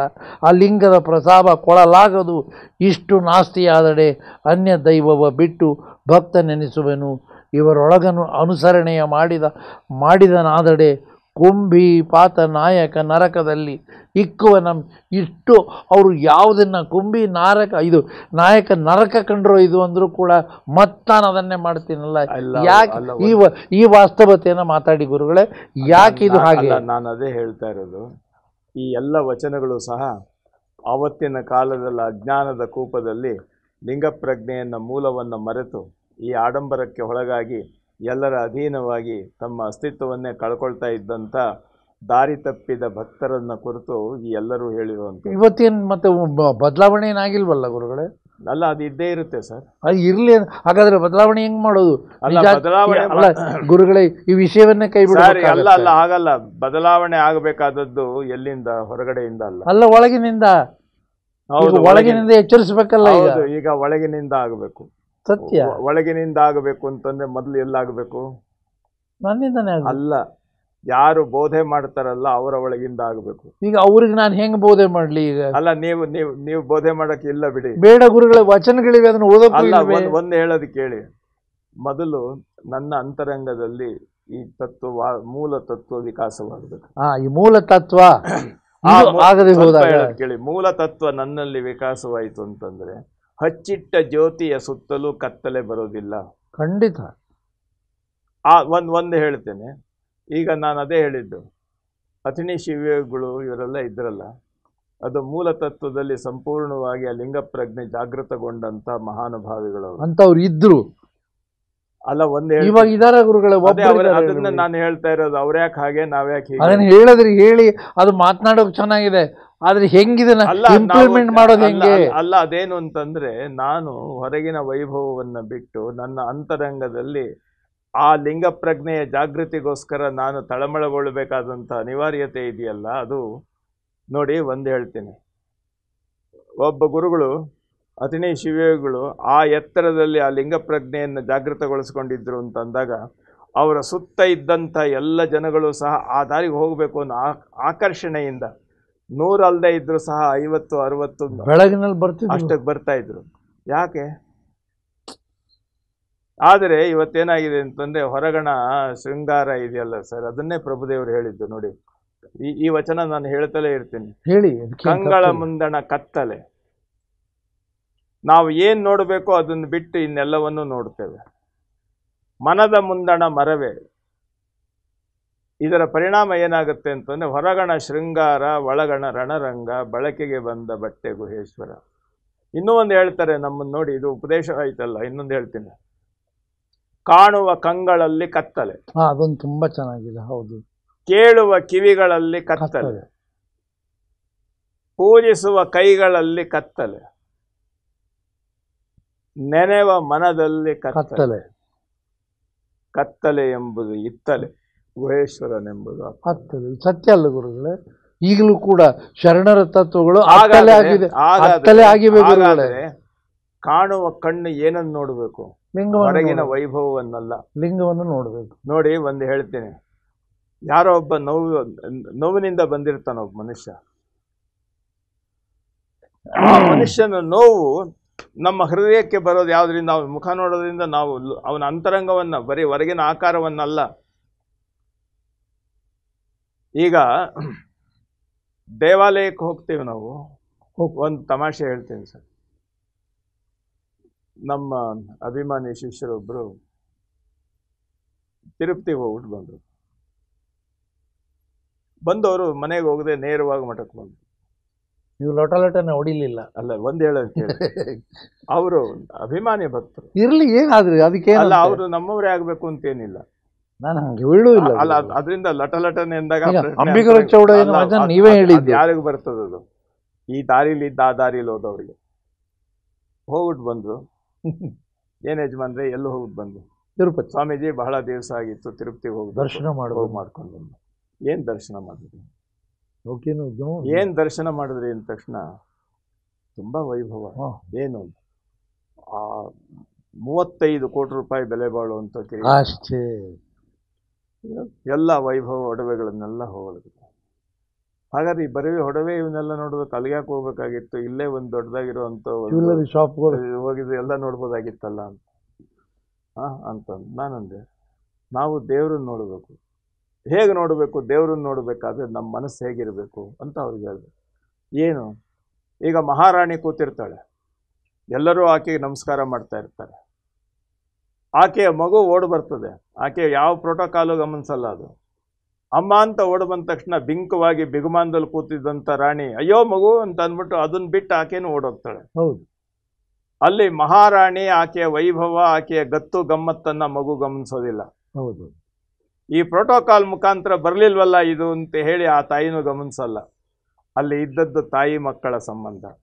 ನಾವು ಒಂದು ದೇವರ, ಅವ್ರಿಗೆ ಹೇಳಿದ್ದ ನಾನು, ನೀವು ದೇವಾಲಯಕ್ಕೆ ಹೋದರೆ ಹೊರಗಿನ ವೈಭವದ ಅಲ್ಲ, ಒಳಗೆ ದೇವರಿಗೆ ನೀವು ಮಗುವಾಗಿ ತಾಯಿಯ ಪಾದದಲ್ಲಿ ಬೀಳುವಂತೆ ಬೀಳಬೇಕು. ಅಲ್ಲಿ ಹೋದಾಗ ನಿಮಗೆ ಕಟ್ಟಡ ಕಾಣಬಾರ್ದು, ಏನೂ ಕಾಣಬಾರ್ದು, ಹೊರಗಿಂದ ಏನೂ ಕಾಣಬಾರ್ದು. ನಿಮ್ಮನ್ನು ನೀವು ಮರೆತು ಆ ಪ್ರಜ್ಞೆಯಲ್ಲಿ, ದೈವ ಪ್ರಜ್ಞೆಯಲ್ಲಿ ಸೇರಬೇಕು ಯಜಮಾನ್ರೆ. ಅದಿಲ್ಲದೆ ಇದ್ರೆ ಯಾತ್ರೆ ಪೂರ್ತಿ ಫಲ ಬರಲ್ಲ. ಏನೋ ನೋಡ್ಕೊಂಬಂದ್ರಿ, ಒಂದಷ್ಟು ಲಡ್ಡು ಗಿಡ್ಡು ತಂದಿದ್ದೀರಿ, ಎಲ್ಲರೂ ಕೊಟ್ಟು ಹೋಗಿ ಅಂತ ಹೇಳ್ತಾರೆ. ಈ ರೀತಿ ಹೇಳಿದಾಗ ಅವರು ಒಂದು 2-3 ಸಾರಿ ಅವ್ರು ಇವತ್ತು ಬರ್ತಿರ್ತಾರೆ. ಈಗ ಈ ವಿಚಾರಗಳು ಯಾಕೆ ಈ ಮಾತು ಹೇಳ್ತೀನಿ ಅಂತಂದರೆ, ನಾವು ಹೇಳುವಂಥ ವಿಧಾನ, ಸಾಧನೆಯ ಮಾರ್ಗ ಇದೆಯಲ್ಲ ಸರ್. ಒಂದು ಮಾತು ಹೇಳ್ತೀನಿ, ಕೆಲವ್ರಿಗೆ ಬೇಸರ ಆಗ್ಬೋದು. ಮಹಾಪೂಜೆ ಮಾಡ್ತೀವಿ ನಾವು, ಇಷ್ಟಲಿಂಗ ಮಹಾಪೂಜೆ. ಇಷ್ಟಲಿಂಗ ಮಹಾಪೂಜೆ ಅಂದ್ರೆ ಏನು? ಸಾವಿರಾರು ಜನ ಭಕ್ತರು ಸೇರಿ ಒಂದು ವೈಭವ, ಒಂದು ವೇದಿಕೆ ವ್ಯವಸ್ಥೆ ಮಾಡ್ಕೊಂಡು ಕೋಟಿ ಬಿಲ್ವಾರ್ಚನೆ ಅಲ್ಲ ಹೇಳ್ತೀನಿ, ಆ ಲೆಕ್ಕಾಚಾರದಲ್ಲಿ ಅದನ್ನು ನಾವು ಮಾಡ್ತೀವಿ. ದಿವಸ ಮಾಡ್ತೀರೇನು? ಇಲ್ಲ. ಯಾಕೆ? ದಿನ ಆಗೋದಿಲ್ಲ. ಅಲ್ಲ, ನೀವು ಮಾಡಬೇಕಾದದ್ದು ಲಿಂಗಾರ್ಚನೆ ಅಂತಂದ್ರೆ ಅದಕ್ಕೊಂದು, ಅಲ್ಲಿ ಭಕ್ತರ ಮನೆಯಲ್ಲೊಂದು, ಹೊರಗಡೆ ಒಂದು ವ್ಯವಸ್ಥೆ ಒಂದು, ಒಳಗಡೆ ಒಂದು ಅಂತ ಅಲ್ಲ. ನೋಡಿ, ಒಂದು ಕಡೆ ಇದ್ದಾಗ ಮಹಾರಾಜ ಮತ್ತು ಆತನ ಸೇವಕ ಇಬ್ರು ನಿಂತಿರ್ತಾರೆ. ಮಹಾರಾಜ ಬಹಳ ದೊಡ್ಡವನು, ಸೇವಕ ಅವನ ಅತ್ಯಂತ ನಿಕೃಷ್ಟ. ಆದರೆ ಉಸಿರಾಟ ಯಾವುದ್ರಲ್ಲಿ ಮಾಡ್ತಾರೆ ಸರ್ ಅವರು? ಮಹಾರಾಜರಿಗೆ ವಿಶೇಷವಾದ ಗಾಳಿ ಇದೆಯಾ? ಇಲ್ಲವೇ ಇಲ್ಲ, ಯಾರಿಗೂ ಏನು ಇಲ್ಲ. ಮತ್ತೆ ಅದರ ಅರ್ಥ ಏನು? ಗಿಡನೂ ಅದೇ, ಪ್ರಾಣಿನೂ ಅದೇ, ನಾನು ಅದೇ. ಆ ಲೆಕ್ಕದಲ್ಲಿ ನಾವು ನಮ್ಮ ಅಹಂ ಮಮಕಾರಗಳನ್ನು ಬಿಟ್ಟು ಲಿಂಗ ಪ್ರಜ್ಞೆ ಜಾಗೃತವಾದಾಗ ಎತ್ತೆತ್ತ ನೋಡಿದಡತ್ತತ್ತ ನೀನೇ ದೇವ ಅನ್ನುವಂಥ ಪ್ರಜ್ಞೆ ಜಾಗೃತವಾಗ್ತದೆ. ಆ ಪ್ರಜ್ಞೆಯನ್ನು ಇಟ್ಟುಕೊಂಡು ಸ್ಥಾವರ ಅಂತ ಹೇಳಿದ್ರೆ ನಮ್ಮ ಬೌದ್ಧಿಕ ವಿಕಾಸ, ಬೌದ್ಧಿಕ ಆಕರ್ಷಣೆಗೆ ಒಳಗಾಗಿ ಹೊರಗಡೆ ತೋರಿಸ್ತಕ್ಕಂಥ ಈ ವ್ಯವಸ್ಥೆಗಳನ್ನು ಬಿಟ್ಟು ನಮ್ಮ ಅಂತರಂಗವೇ ಸಂಪೂರ್ಣವಾಗಿ ಬೆಳಕಾಗುವ ರೀತಿಯಲ್ಲಿ ಇಷ್ಟಲಿಂಗ ಅಂತ ಹೇಳಿದ್ರೆ ನಮ್ಮ ಮನಸ್ಸು ಈ ಲಿಂಗ ಪ್ರಜ್ಞೆಯನ್ನು ಒಪ್ಪಿ ಆನಂದದಿಂದ ಅದರಲ್ಲಿ ಕರಗಿ ಹೋಗುವ ಪ್ರಯತ್ನ ಇದೆಯಲ್ಲ, ತಾಯಿ ಮಗುವನ್ನಪ್ಪಿದ ಹಾಗೆ, ಮಗು ತಾಯಿಯನ್ನು ಆಶ್ರಯಿಸಿದ ಹಾಗೆ, ಈ ರೀತಿಯ ಪ್ರಜ್ಞೆಯಿಂದ ಲಿಂಗ ಪ್ರಜ್ಞೆಯಲ್ಲಿ ತೊಳಗೋದಿದೆಯಲ್ಲ, ಅದು ಇಷ್ಟಲಿಂಗ. ನಾವು ಇಷ್ಟಪಟ್ಟು ಮಾಡುವುದು ಇಷ್ಟಲಿಂಗ, ಕಷ್ಟಪಟ್ಟು ಹೋಗೋದು ಸ್ಥಾವರಲಿಂಗ. ಕಷ್ಟಪಟ್ಟು ಹೌದು, ಬೆಟ್ಟ ಗಿಟ್ಟ ಹತ್ಕೊಂಡು ಹೋಗ್ತಾರಲ್ಲ, ನಡ್ಕೊಂಡು ಹೋಗ್ತಾರೆ, ಅದಕ್ಕೋಸ್ಕರ ಅದು ಸ್ಥಾವರಲಿಂಗ. ಯಾಕೆಂದ್ರೆ ಅದು ಹೊರಗಣ ವೈಭವವನ್ನು ತೋರಿಸ್ತದೆ. ಅಲ್ಲಿ ಲಿಂಗಯ್ಯನ ಅನುಗ್ರಹ ನಿನಗೆ ಆಯ್ತೋ ಇಲ್ಲವೋ ಅಂತ ಯಾರೂ ಕಾಣೋದಿಲ್ಲ. ಇಷ್ಟು ದೊಡ್ಡ ಶ್ರೀಮಂತ ಇವನು ಪಾದಚಾರಿಯಾಗಿ ನಡೆಕೊಂಡು ಬೆಟ್ಟ ಹತ್ತಾ ಇದ್ದಾನೆ ಅಂತ ಅದನ್ನ ನೋಡಿ ಚಪ್ಪಾಳೆ ಹೊಡೆಯೋ ಜನ ಇರ್ತಾರಲ್ಲ, ಅದು ನಿನಗೆ ಸಿಗ್ತದೆ. ಇದು ಸ್ಥಾವರ. ಈಗ ಸಮಯದ ಒಂದು ಮಿತಿಯಲ್ಲಿ ನಾನು ಸುಮ್ಮನೆ ಇದನ್ನು ನೋಡ್ತಾ ಇದ್ದೆ. ಇಷ್ಟಲಿಂಗದ ಬಗ್ಗೆ ಮತ್ತು ಸ್ಥಾವರ ಲಿಂಗದ ಬಗ್ಗೆ ವಚನಗಳಲ್ಲಿ ಎಷ್ಟು ಉಲ್ಲೇಖ ಆಗಿದೆ ಅಂಥೇಳಿ. ಪ್ರಥಮವಾಗಿ ಸ್ಥಾವರ ಲಿಂಗವನ್ನು ಒಟ್ಟು 27 ಕಡೆಗಳಲ್ಲಿ 13 ವಚನಕಾರರು 21 ವಚನಗಳಲ್ಲಿ ಈ ಪದನವನ್ನು ಬಳಸಿದ್ದಾರೆ. ಆದರೆ ಇಷ್ಟಲಿಂಗವನ್ನು ಒಟ್ಟು 722 ಕಡೆಗಳಲ್ಲಿ 68 ವಚನಕಾರರು 508 ವಚನಗಳಲ್ಲಿ ಈ ಪದವನ್ನು ಬಳಸ್ತಾ ಇದ್ದಾರೆ. ಈ ಇಷ್ಟಲಿಂಗ ಅಂದಾಕ್ಷಣ ಭಾಳ ಗಂಭೀರವಾಗಿ ಮಾಡ್ತಾರೆ ಗುರುಗಳೇ. ಇಷ್ಟಲಿಂಗ ಸಂಬಂಧವಾದ ಬಳಿಕ ಕಾಯಗುಣ ಕೆಟ್ಟು ಲಿಂಗವಾಯಿತು. ಇದನ್ನು ತಾವು ಮಾತಾಡಿದ್ದೇ ಇದೆ. ಆಮೇಲೆ ಅಲ್ಲಮ್ಮ ಪ್ರಭುದೇವರು ಇಷ್ಟಲಿಂಗ ವಿಶ್ವಾಸ ಬಲಿದರೆ ಆಯತಲಿಂಗ ಅವ್ರು ಹೇಳ್ತಾರೆ. ಅದೇ ನಾನು ಹೇಳಿದ್ದು, ತಾವು ಹೇಳಿದ್ದು ಇಷ್ಟ ಪ್ರಾಣ ಭಾವ ಅಂತ ಹೇಳಿದ್ನಲ್ಲ. ಇಲ್ಲಿ ಇನ್ನೂ ಒಂದು ಸ್ವಾರಸ್ಯ ಇದೆ, ಗಮನಿಸಬೇಕು. ಆಯತ ಸ್ವಾಯತ ಸನ್ನಹಿತ ಅವ್ರು ಹೇಳ್ತಾರೆ. ಹೌದು. ನಾವೆಲ್ಲ ಲಿಂಗ ಧಾರಣೆ ಮಾಡ್ಕೊಂಡವ್ರು ಏನಂತೀವಿ ನಾವು? ಲಿಂಗ ಆಯತರು ಅಂತೀವಿ. ಅದನ್ನು ಮರ್ತೋದ್ವಿ ನೋಡಿ. ಅದು ಸೇರಿಸಿದ್ವಿ. ಅಲ್ಲ, ಒಂದು ಲಿಂಗ ಆಯತರು, ಆಯತ ಲಿಂಗ, ಇಷ್ಟಲಿಂಗ. ಈಗ ಸಂಸ್ಥೆಯವರು ಆಯತ್ ನೋಡಿ ಸರ್, ಆಯತ ಅಂತ ಅದಕ್ಕೆ ಲೌಕಿಕವಾಗಿ ಒಂದು ಉದಾಹರಣೆ ಕೊಡ್ತೇನೆ. ಒಂದು ಕಾಲೇಜಿಗೆ ನಾನು ಸೇರ್ಕೊಳ್ತೇನೆ, ನನಗೊಂದು ಐಡೆಂಟಿಟಿ ಕಾರ್ಡ್ ಸಿಗುತ್ತೆ, ಅದು ಆಯತ. ಡಿಗ್ರಿ ಬರಲಿಲ್ಲ, ಅವನು ಮುಂದೆ ಕ್ಲಾಸ್ಗೆ ಅಟೆಂಡ್ ಮಾಡಬೇಕು. 2 ಕ್ಲಾಸ್ ಇದೆ ಅಲ್ಲಿ, ಥಿಯರಿ ಪ್ರಾಕ್ಟಿಕಲ್ 2 ಇದೆ. ಇದು ಸ್ವಾಯತ, ಮನಸ್ಸಿಟ್ಟು ಮಾಡ್ತಕ್ಕಂಥದ್ದು, ಕಾಯಕ ದಾಸೋಹ. ಈ ವ್ಯವಸ್ಥೆಯಲ್ಲಿ ಸಂಪೂರ್ಣವಾಗಿ ತಾನಿಲ್ಲದೆ ಮಾಡುವಂಥದ್ದು ಇದೆಯಲ್ಲ, ಅದು ಪ್ರಾಣಲಿಂಗ, ಅದು ಸ್ವಾಯತ. ಕೊನೆಗೆ ನಮ್ಮ ಮನಸ್ಸು ಭಾವ ತುಂಬಿ ಬರ್ತಕ್ಕಂಥ ನೆಲೆ ಇದೆಯಲ್ಲ, ಅದು ಸನ್ನಹಿತ ಲಿಂಗ. ಆಯತ ಸ್ವಾಯತ ಸನ್ನಹಿತ. ಪ್ರಭುದೇವರು ಆಯತವನ್ನು ಜ್ಞಾಪಿಸ್ಕೊಟ್ಟಿದ್ರಿಂದ ಆ ವಿಚಾರ ಹೇಳ್ತೇನೆ. ಖಂಡಿತ ನೀವು ಹೇಳಿದ್ದೆ. ಇಷ್ಟಲಿಂಗದಲ್ಲಿ ವಿಶ್ವಾಸ ಬಲ್ಲಿದರೆ ಆಯತಲಿಂಗ, ಭಾವ ಮನೋವೇದ್ಯವಾದಲ್ಲಿ ಸ್ವಾಯತಲಿಂಗ. ಈಗ ಅದನ್ನೇ ಹೇಳಿದ್ದಾರೆ ಜಕ್ಕಣ್ಣಯ್ಯ. ಇಷ್ಟಲಿಂಗದ ಭೇದವನ್ನು ಅರಿಯದೆ ಪ್ರಾಣಲಿಂಗದ ಭೇದವ ಬಲ್ಲೆನೆಂಬ ಭ್ರಷ್ಟಾಚಾರಿಗಳು ನೀವು ಕೇಳಿರಿ. ಅದೊಂದು ವಚನದಲ್ಲಿ ಬರ್ತದೆ. ಇನ್ನೊಂದು ಕಡೆ ಜಕ್ಕಣ್ಣಯ್ಯನವರೇ ಇಷ್ಟಲಿಂಗವಿಡಿದು ಕಾಯ ಶುದ್ಧವಾಯಿತು, ಪ್ರಾಣಲಿಂಗವಿಡಿದು ಮನಶುದ್ಧವಾಯಿತು, ಭಾವಲಿಂಗವಿಡಿದು ಚಿತ್ತ, ಹೀಗೆ ಮುಮ್ಮಯ್ಯ ಸರಿ ನಾನು ಹೇಳಿದ್ದೆ ಅಲ್ಲ ಎಲ್ಲ ಇದೆ ಗುರುಗಳೇ. ಆದರೆ ನಾನು ವಚನಗಳನ್ನು ನೋಡಿಕೊಂಡು ನನಗೆ ನಿಮ್ಮಷ್ಟು ಜ್ಞಾನ ಇದ್ದರೆ ಹಿಂಗೆ ಆಗ್ತಿತ್ತು, ನಾನೇ ಪೂರ್ಣ ಮಾಡಿಬಿಡ್ತಿದ್ದೆ. ಇನ್ನೊಂದು ಕಡೆ ಚನ್ನಬಸವಣ್ಣನವರು ಇಷ್ಟಲಿಂಗ ಪೂಜಕರೆಲ್ಲ ದೃಷ್ಟಲಿಂಗವನ್ನೆತ್ತಬಲ್ಲರು, ಜಂಗಮವೇ ಲಿಂಗವೆಂಬುದನ್ನು ಭವಭಾರಿಗಳೆತ್ತಬಲ್ಲರು. ಇಲ್ಲಿ ಕ್ರಿಟಿಕಲಾಗಿ ಮಾತಾಡ್ತಾರೆ, ನೀವು ತೇಲಿಸಿ ಮಾತಾಡ್ತೀರಿ. ಶರಣರು ಅದನ್ನು ಒತ್ತಿ ಹೇಳ್ತಾರೆ. ಎಡಗಡೆ ನೀವೇ ಹೇಳಿದ್ರಿ, ಎಡಗಡೆ ತೊಗೊಂಡು ಹೊಡಿ ಅಂತೇಳಿ. ಇದು ನಮ್ಮ ಇವತ್ತಿನ ಸಮಾಜದಲ್ಲಿ ಆಗಲಿಕ್ಕಿಲ್ಲ. ಅಯ್ಯ ನೀವೆನ್ನ ಕರಸ್ಥಳಕ್ಕೆ ಬಂದಿರಾಗಿ ಆನು ತನು ಪ್ರಾಣ ಇಷ್ಟಲಿಂಗವಾದೆನು. ಇನ್ನೊಂದು ನೀವು ಹೇಳಿದ್ದ ವಚನನೆ, ಬೆಟ್ಟದ ಲಿಂಗವ ಹಿರಿದು ಮಾಡಿ ತನ್ನ ಇಷ್ಟಲಿಂಗ ಕಿರಿದು ಮಾಡುವ ಮೂಳ ಹೊಲೆಯರಿರ ಅಣು ರೇಣು ತೃಣಕಾಷ್ಟ ಮೊದಲಾದ ಬ್ರಹ್ಮಾಂಡ ಪರಿಪೂರ್ಣವಾದ ಮಹಾಲಿಂಗವೇ ಅಂಗಕ್ಕೆ ಗುರುವೆಂದು ಸಂಬಂಧಿಸಿ ಸರ್ವ ಸಂಕುಲವ ತೋರಿದ ಬಳಿಕ ಇಂತಪ್ಪ ಮೋಕ್ಷಕ್ಕೆ ಕಾರಣವಾದ ಲಿಂಗವನ್ನು ಅಡಿಮಾಡಿ ನಟ್ಟ ಕಲ್ಲಿಂಗೆ ಅಡ್ಡ ಬೀಳುವ ಬೇಡ, ಶಬ್ದವೇ ಬೇಡ, ಲಿಂಗ ಕಟ್ಟುವುದು ಕಿರಿದು ಗೊಡ್ಡೆಮ್ಮೆಗೆ ಲಿಂಗವದು ಕರಳಿಸು ಇಂಥ ಮೂಳ ಹೊಲೆಯರು ಶಿವಭಕ್ತರೆಂದು ನುಡಿದು ಅದನ್ನು ಈ ರೀತಿಯವರು ಭಾಳ ಕಠಿಣವಾಗಿ ಇಷ್ಟಲಿಂಗ ಮತ್ತು ನಿಜಾಚರಣೆಗಳ ಮಾತನಾಡೋದ್ರಲ್ಲಿಯೂ ಕೂಡ ಈಗ ನಮ್ಮ ಬರಗುಂಡಿ ಅಣ್ಣವರು ಹೇಳಿದಾಗೆ ಇದಕ್ಕೆ ಮುಂದೆ ಮಾರ್ಗ ಹೇಳಿ ಗುರುಗಳೇ. ಇಲ್ಲವಾದಲ್ಲಿ ಬಹುಶಃ ಇದನ್ನು ಮತ್ತೆ ಇದೊಂದು ಭಾಷಣ ಆಯಿತು, ಇದೊಂದು ಕಾರ್ಯಕ್ರಮ ಆಯಿತು, ಇಲ್ಲ ಏನು ಮಾಡಬೇಕು ಅಲ್ಲ. ಇಲ್ಲಿ ಇಷ್ಟೇ, ಲಿಂಗ ಪ್ರಜ್ಞೆ, ಲಿಂಗ ಪೂಜೆ ನಮ್ಮ ಬದುಕಿನ ಬೆಳಕಾಗಿ ಯಾವ ರೀತಿ ಸೇರುತ್ತೆ ಅನ್ನೋದನ್ನು ಪ್ರತಿಯೊಬ್ಬರಿಗೂ ನಾವು ಹೇಳಬೇಕು. ಅದು ಹೇಳಬೇಕಾದ್ರೆ ಹೇಳೋರು ಮೊದಲು ನಾವು ಅದನ್ನು ಸಂಪೂರ್ಣವಾಗಿ ಅವಗತ ಮಾಡ್ಕೊಳ್ಬೇಕು. ತ್ಯಾಗ ಮಾಡಬೇಕು ಇದನ್ನ. ಅಲ್ಲ, ನೀವೆಲ್ಲ ಮಾಡ್ತಾ ಬಂದಿದ್ದೀರಲ್ಲ. ಇಲ್ಲ, ಏನೂ ಮಾಡ್ತಿಲ್ಲ, ಮಾತಾಡ್ತಾ ಇದ್ದೀವಿ. ಬೇಡ ಗುರುಗಳೇ, ಇದು ಅಲ್ಲ ನೋಡಿ, ಆ ರೀತಿ ತಿಳಿ ಮಾಡಿ ಬಿಡಬೇಡಿ. ಅಲ್ಲ, ತಿಳಿ ಮಾಡೋದಲ್ಲ, ವಾಸ್ತವ ನಿಶ್ಚಿತವಾದ ನಾನು ಹೇಳೋದನ್ನ ನೀವು ಸರಿಯಾಗಿ ನೀವು ಅರ್ಥ ಮಾಡ್ಕೊಳ್ಳಿ. ನಾವು ಮಾಡಬೇಕಾದವರು ಮಾತಾಡ್ತಾ ಇದ್ದೇವೆ ಅಂತ ಅಂದಾಗ ನಿಮಗೇನು ಹೇಳೋದು? ಮಾತಿನ ಮನೆ ಕಟ್ಟಿ ಕೊಡ್ತಾ ಇದ್ದೀವಿ ನಿಮಗೆ. ಹಾಗಾದ್ರೆ ಏನು ಚೇಂಜ್ ಆಗಲ್ವಾ ಗುರುಗಳೇ? ಚೇಂಜ್ ಆಗಬೇಕು ಅಂದ್ರೆ ಏನು ಮಾಡಬೇಕು ಅಂದ್ರೆ ನಾವು ಬರೀ ಮಠದಲ್ಲಿ ಕೂತ್ಕೊಂಡು ಅಥವಾ ಇದರಲ್ಲಿ ಕೂತ್ಕೊಂಡು ಭಕ್ತರ ಮನೇಲಿ ಕೂತ್ಕೊಂಡು ಪೂಜೆ ಮಾಡೋದು ಪೂಜೆ ಅಂತ ಅಷ್ಟೇ ಅಲ್ಲ. ನಾವು ಮಾಡುವ ಪ್ರತಿಯೊಂದು ಕರ್ತವ್ಯವೂ ಪೂಜೆಯ ಭಾಗ ಅಂತ ಅನ್ನುವಂಥ ರೀತಿಯಿಂದ ಹೇಳಿದಾಗ ಅವನು ಆ ಪ್ರಜ್ಞಾ ಜಾಗೃತಿಯನ್ನು ಇಟ್ಟುಕೊಂಡು ಅವನು ಕರ್ತವ್ಯ ಮಾಡ್ತಾನಲ್ಲ, ಕಾಯಕ ಮಾಡ್ತಾನಲ್ಲ, ಅದು ಪೂಜೆಯಾಗಿ ಪರಿಣಾಮ ಆದಾಗ ಅವನ ಅಂತಃಸತ್ವ ಅದು ಬೆಳಕಾಗಿ ಪರಿವರ್ತಿತವಾಗ್ತದೆ. ಆಯಿತು ಗುರುಗಳೇ, ಈಗ ಸಮಯ ಮುಗದೇ ಹೋಯಿತು. ಯಾವುದಕ್ಕೂ ಮುಂದಿನ ಶೀರ್ಷಿಕೆಯಲ್ಲಿ ಮಂದಿರದಿಂದ ಅನುಭವ ಮಂಟಪದೆಡೆಗೆ ಅನ್ನೋ ಒಂದು ಚರ್ಚೆ ಇಟ್ಕೊಳ್ಳೋಣ. ಯಾಕಂದರೆ ಮಂದಿರಕ್ಕೆ ನಾವು ಹೋಗ್ತಕ್ಕಂಥದ್ದು ಅಲ್ಲ, ಈಗಾಗಲೇ ನಾನು ಹೇಳಿದೆ ಮಂದಿರದ ಬಗ್ಗೆ ಬಂದಿದೆ. ಆದರೂ ಕೂಡ ಅದಕ್ಕೆ ಅಲ್ಲ ಮುಂದುವರಿಸೋದಂತಲ್ಲ, ಅದಕ್ಕೆ ನಿಜದ ನೆಲೆ ಏನು, ಅನುಭವ ಮಂಟಪ ಅಂದರೆ ಏನು, ನಮ್ಮ ದೃಷ್ಟಿಕೋನದಲ್ಲಿ ಪ್ರತಿಯೊಂದು ಶ್ರೀಮಠವೂ ಕೂಡ ಅನುಭವ ಮಂಟಪವಾಗಬೇಕು ಅನ್ನೋದು ನಮ್ಮ ಆಶಯ. ಹೌದು. ಇದು ಒಂದು ನಿಮಿಷ ದಯವಿಟ್ಟು ನನಗೂ ಒಂದು ಸ್ವಲ್ಪ ಸಮಯ ಕೊಡಿ. ಇಲ್ಲದಿದ್ದರೆ ನಾನು ಹೇಳೋದಕ್ಕೆ ನೀವು ಅವಕಾಶನೇ ಕೊಡದೆ ಹೋದರೆ ನಾನು ಹೆಂಗೆ ಹೇಳಲಿ? ಇದು ಮಂದಿರಕ್ಕಂತೂ ಸಾಕಷ್ಟು ಹೊರಟು ಬಿಟ್ಟಿದ್ದೇವೆ. ಈಗ ಯಾರು ಲಿಂಗಾಯತರು ಅಂದ್ಕೊಳ್ತಾರೆ, ಎಲ್ಲ ಹೊರಟುಬಿಡ್ತಾರೆ. ಅದೇ ಅನುಭವ ಮಂಟಪ ಅನ್ನೋ ಸ್ವರೂಪವನ್ನು ಎಲ್ಲೋ ಒಂದು ಕಡೆ ಕಲ್ಯಾಣದಲ್ಲಿ ಕಟ್ಟಡ ಕಟ್ಟಿದ ತಕ್ಷಣ ಅನುಭವ ಮಂಟಪ ಜಾಗೃತ ಆಗೋದಿಲ್ಲ. ಅದು ಸಾಂಕೇತಿಕವಾಗಿ ಜಗತ್ತಿಗೆ ಪರಿಚಯಿಸೋಕ್ಕೋಸ್ಕರ ನಾವು ಅನುಭವ ಮಂಟಪ ಸೃಷ್ಟಿ ಆಗ್ತಾಯಿದೆ. ಹಾಗಾದರೆ ನಮ್ಮಲ್ಲಿ ಒಂದು ಅಂದಾಜು ಸಾವಿರಾರು ಮಠಗಳಿವೆಯಾ ಗುರುಗಳೇ? ಸಾವಿರಾರು ಮಠಗಳಿವೆಯಲ್ಲ. ಎಲ್ಲ ಮಠಗಳು ಅನುಭವ ಮಂಟಪವಾಗಿ ಈ ಶರಣರ ತತ್ವಗಳನ್ನು ಬಿಂಬಿಸಿದ್ದೇ ಆದರೆ ನಿಜಾಚರಣೆಗೆ ಇನ್ನಷ್ಟು ಬಾಗಿಲು ತೆರೆಯುತ್ತೆ. ಆಗ ಶರಣತ್ವದ ಹಾದಿಯಲ್ಲಿ ಬಸವ ಪಥದಲ್ಲಿ ನಾವು ಸಾಗಬಹುದು ಅನ್ನೋ ಒಂದು ಮಾತಿನೊಂದಿಗೆ ಇವತ್ತು ಕಾರ್ಯಕ್ರಮದಲ್ಲಿ ಪೂಜ್ಯರು ನಮಗೆ ಸಾಕಷ್ಟು ವಿಷಯಗಳನ್ನು ಭಾಳ ಸ್ವಚ್ಛವಾಗಿ ನಮ್ಗೆ ಹೇಳಿಕೊಟ್ಟಿದ್ದಾರೆ. ಇದು ಅವ್ರು ಹೇಳ್ದಂಗೆ ಕೇವಲ ಮಾತಾಗಬಾರ್ದು ಅನ್ನೋದನ್ನು ಅವರು ಹೇಳಿದ್ದಾರೆ. ಅದು ಇವತ್ತಿನ ನಿರ್ಣಯ. ಯಾವುದೇ ವಿಷಯ ಕೇವಲ ಮಾತಾಗಬಾರ್ದು, ಆಚರಣೆಗೆ ಬರಬೇಕು. ಏನು ಆಚರಣೆಗೆ ಬರಬೇಕು?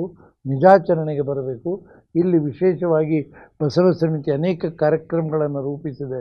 ಅದು ಸಿದ್ಧ ಮಾದರಿ ಆಚೆ.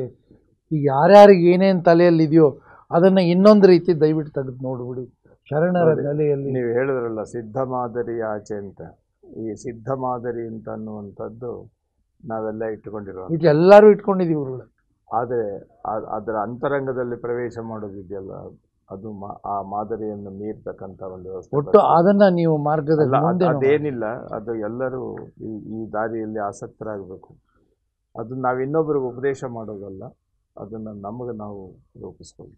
ಇದರಲ್ಲಿ ಪೂರಕವಾಗಿರ್ತಕ್ಕಂತಹ ಶರಣರನ್ನು ಕೊನೆ ಕಾರ್ಯಕ್ರಮದಲ್ಲಿ ಅವರನ್ನು ಇಲ್ಲಿ ಆಹ್ವಾನ ಮಾಡಿ ಖಂಡಿತ ಸುಮಾರು ಅಲ್ಲ, ನಾನು ಹೇಳೋದೇನು ಅಂತಂದ್ರೆ ಇದನ್ನ ಒಂದು ಕೊನೆಯ ಲೆಕ್ಕದಲ್ಲಿ ಅಲ್ಲ ಸಂಪೂರ್ಣತೆ ಬರಬೇಕಿದೆ. ನಾನು ಹೇಳೋದು ಕೇಳಿ ಸರ್, ಇದನ್ನ ಒಂದು ಸೆಮಿನಾರ್ ಇಟ್ಕೊಳ್ಳೋಣ. ಕೊನೆಗೆ ಸೆಮಿನಾರ್ನಲ್ಲಿ ಇದೆಲ್ಲ ಇದರಲ್ಲಿ ನಿಜವಾದ ಆಸಕ್ತಿ ಇರ್ತಕ್ಕಂಥ ನಿಜಾನುಭವಿಗಳು, ನಿರ್ಲಿಪ್ತ ನಿಜಾನುಭವಿಗಳನ್ನ ಸೇರಿಸಿ ಅಲ್ಲ ನಾನು ಹೇಳೋದು ಕೇಳಿ, ಬೆಳಗಿಂದ ಸಾಯಂಕಾಲದವರೆಗೂ ಒಂದು ಸೆಮಿನಾರ್ ಮಾಡಿ ಆ ಸೆಮಿನಾರ್ನಲ್ಲಿ ಮಾಡಿದಂಥ ಉಪನ್ಯಾಸಗಳು ವ್ಯವಸ್ಥೆಗಳನ್ನು ನೀವು ಆನ್ಲೈನಲ್ಲಿ ಬಿತ್ತರಿಸೋಣ, ಪುಸ್ತಕ ತರೋಣ. ಇದನ್ನು ಒಟ್ಟು ಆಚರಣೆಗೆ ತರದು ವ್ಯವಸ್ಥೆಯನ್ನು ಮಾಡುವ ಪ್ರಯತ್ನ ಬಸವ ಸಮಿತಿಯದಾಗಲಿ. ಅಂಥ ಸಂದರ್ಭಕ್ಕೆ ಯಾರ್ಯಾರು ನಿಜಾಚರಣೆಯಲ್ಲಿ ಸಂಪೂರ್ಣವಾಗಿ ವಿಶ್ವಾಸ ಇಟ್ಕೊಂಡು ಬದುಕ್ತಾ ಇದ್ದೀವಿ ಅವರೆಲ್ಲರೂ ಕೂಡ ಈ ಕಾರ್ಯಕ್ರಮಕ್ಕೆ ಬಂದು ಈ ಕಾರ್ಯಕ್ರಮಕ್ಕೆ ಒಂದು ನಿಜ ಸ್ವರೂಪವನ್ನು, ನಿಷ್ಪತ್ತಿ ಎಂಬ ಹಣ್ಣು ತೊಟ್ಟು ಬಿಟ್ಟು ಕಳಚಿ ಬೀಳುವಲ್ಲಿ ಹೇಗಿದೆ ಹಾಗೆ ನಾವೆಲ್ಲರೂ ಕೂಡ ಈ ತತ್ವಗಳನ್ನು ಆಚರಣೆಗೆ ತರೋಣ ಅಂತ ಹೇಳ್ತಾ, ತಾವೆಲ್ಲ ವೀಕ್ಷಕರು ಕೂಡ ಭಾಳ ಗಾಂಭೀರ್ಯತೆಯಿಂದ ಸುಮಾರು 4-5 ಸಾವಿರ ಜನ ಈ ಒಂದೊಂದು ಎಪಿಸೋಡನ್ನು ನೋಡ್ತಾ ಇದ್ದೀರಿ. ಹೀಗಾಗಿ ತಮ್ಮಲ್ಲಿಯೂ ಕೂಡ ಇದನ್ನು ಬರಲಿ ಅನ್ನೋ ಒಂದು ಆಶಯದೊಂದಿಗೆ ಪೂಜ್ಯ ಗುರುಗಳಿಗೆ ಮತ್ತು ಪ್ರೇಕ್ಷಕರಿಗೆ ಎಲ್ಲರಿಗೂ ಕೂಡ ಶರಣಾರ್ಥಿ.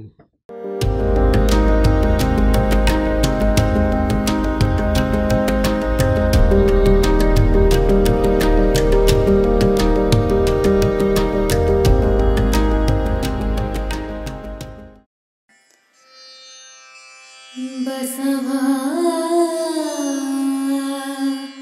ಬಸವಾ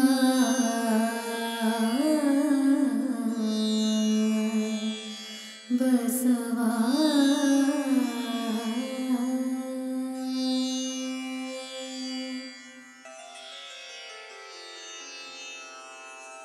ಹರ ಬಸವಾಯ ನಮಃ, ಪ್ರಭು ಬಸವಾಯ ನಮಃ, ಗುರು ಬಸವಾಯ ನಮಃ, ಲಿಂಗ ಬಸವಾಯ ನಮಃ, ಜಂಗಮ ಬಸವಾಯ ನಮಃ, ಭಸ್ಮ ಬಸವಾಯ ನಮಃ, ರುದ್ರಾಕ್ಷಿ ಬಸವಾಯ ನಮಃ, ಮಂತ್ರ ಬಸವಾಯ ನಮಃ, ಪಾದೋದಕ ಬಸವಾಯ ನಮಃ, ಪ್ರಸಾದ ಬಸವಾಯ ನಮಃ, ಚಿನ್ನಿಧಿ ಬಸವಾಯ ನಮಃ, ಚಿನ್ನಾದ ಬಸವಾಯ ನಮಃ, ಚಿದ್ಬಿಂದು ಬಸವಾಯ ನಮಃ, ಚಿತ್ಕಲ ಬಸವಾಯ ನಮಃ, ಚಿದಂಗ ಬಸವಾಯ ನಮಃ,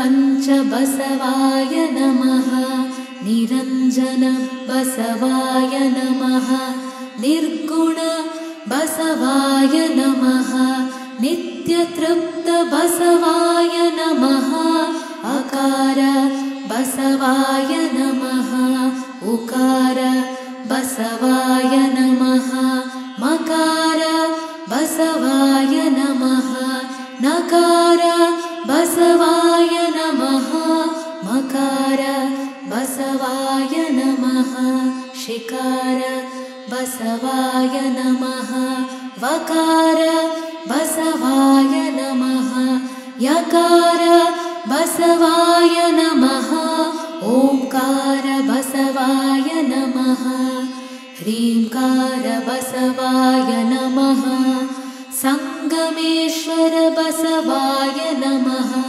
ಪ್ರತ್ಯಕ್ಷ ಕಪಿಲ ಸಿದ್ಧ ಮಲ್ಲಿಕಾರ್ಜುನ ಬಸವಾಯ ನಮೋ ನಮಃ.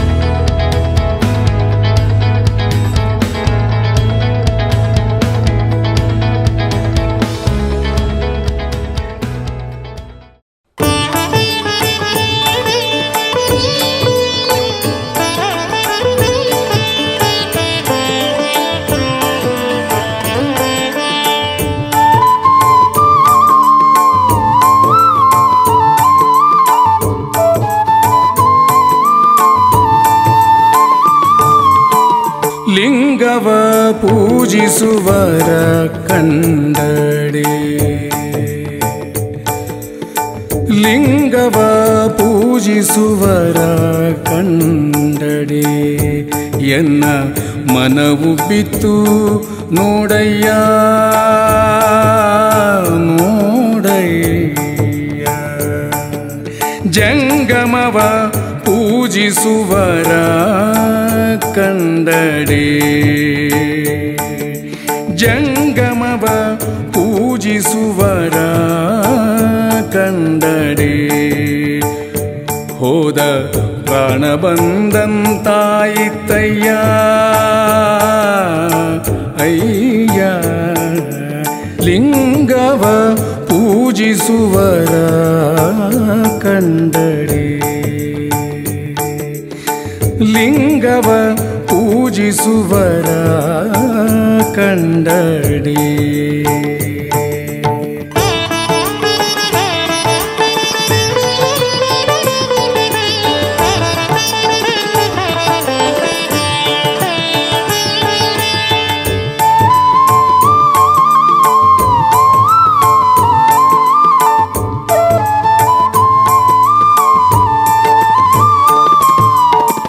ತನ್ನ ತಾನರಿವರ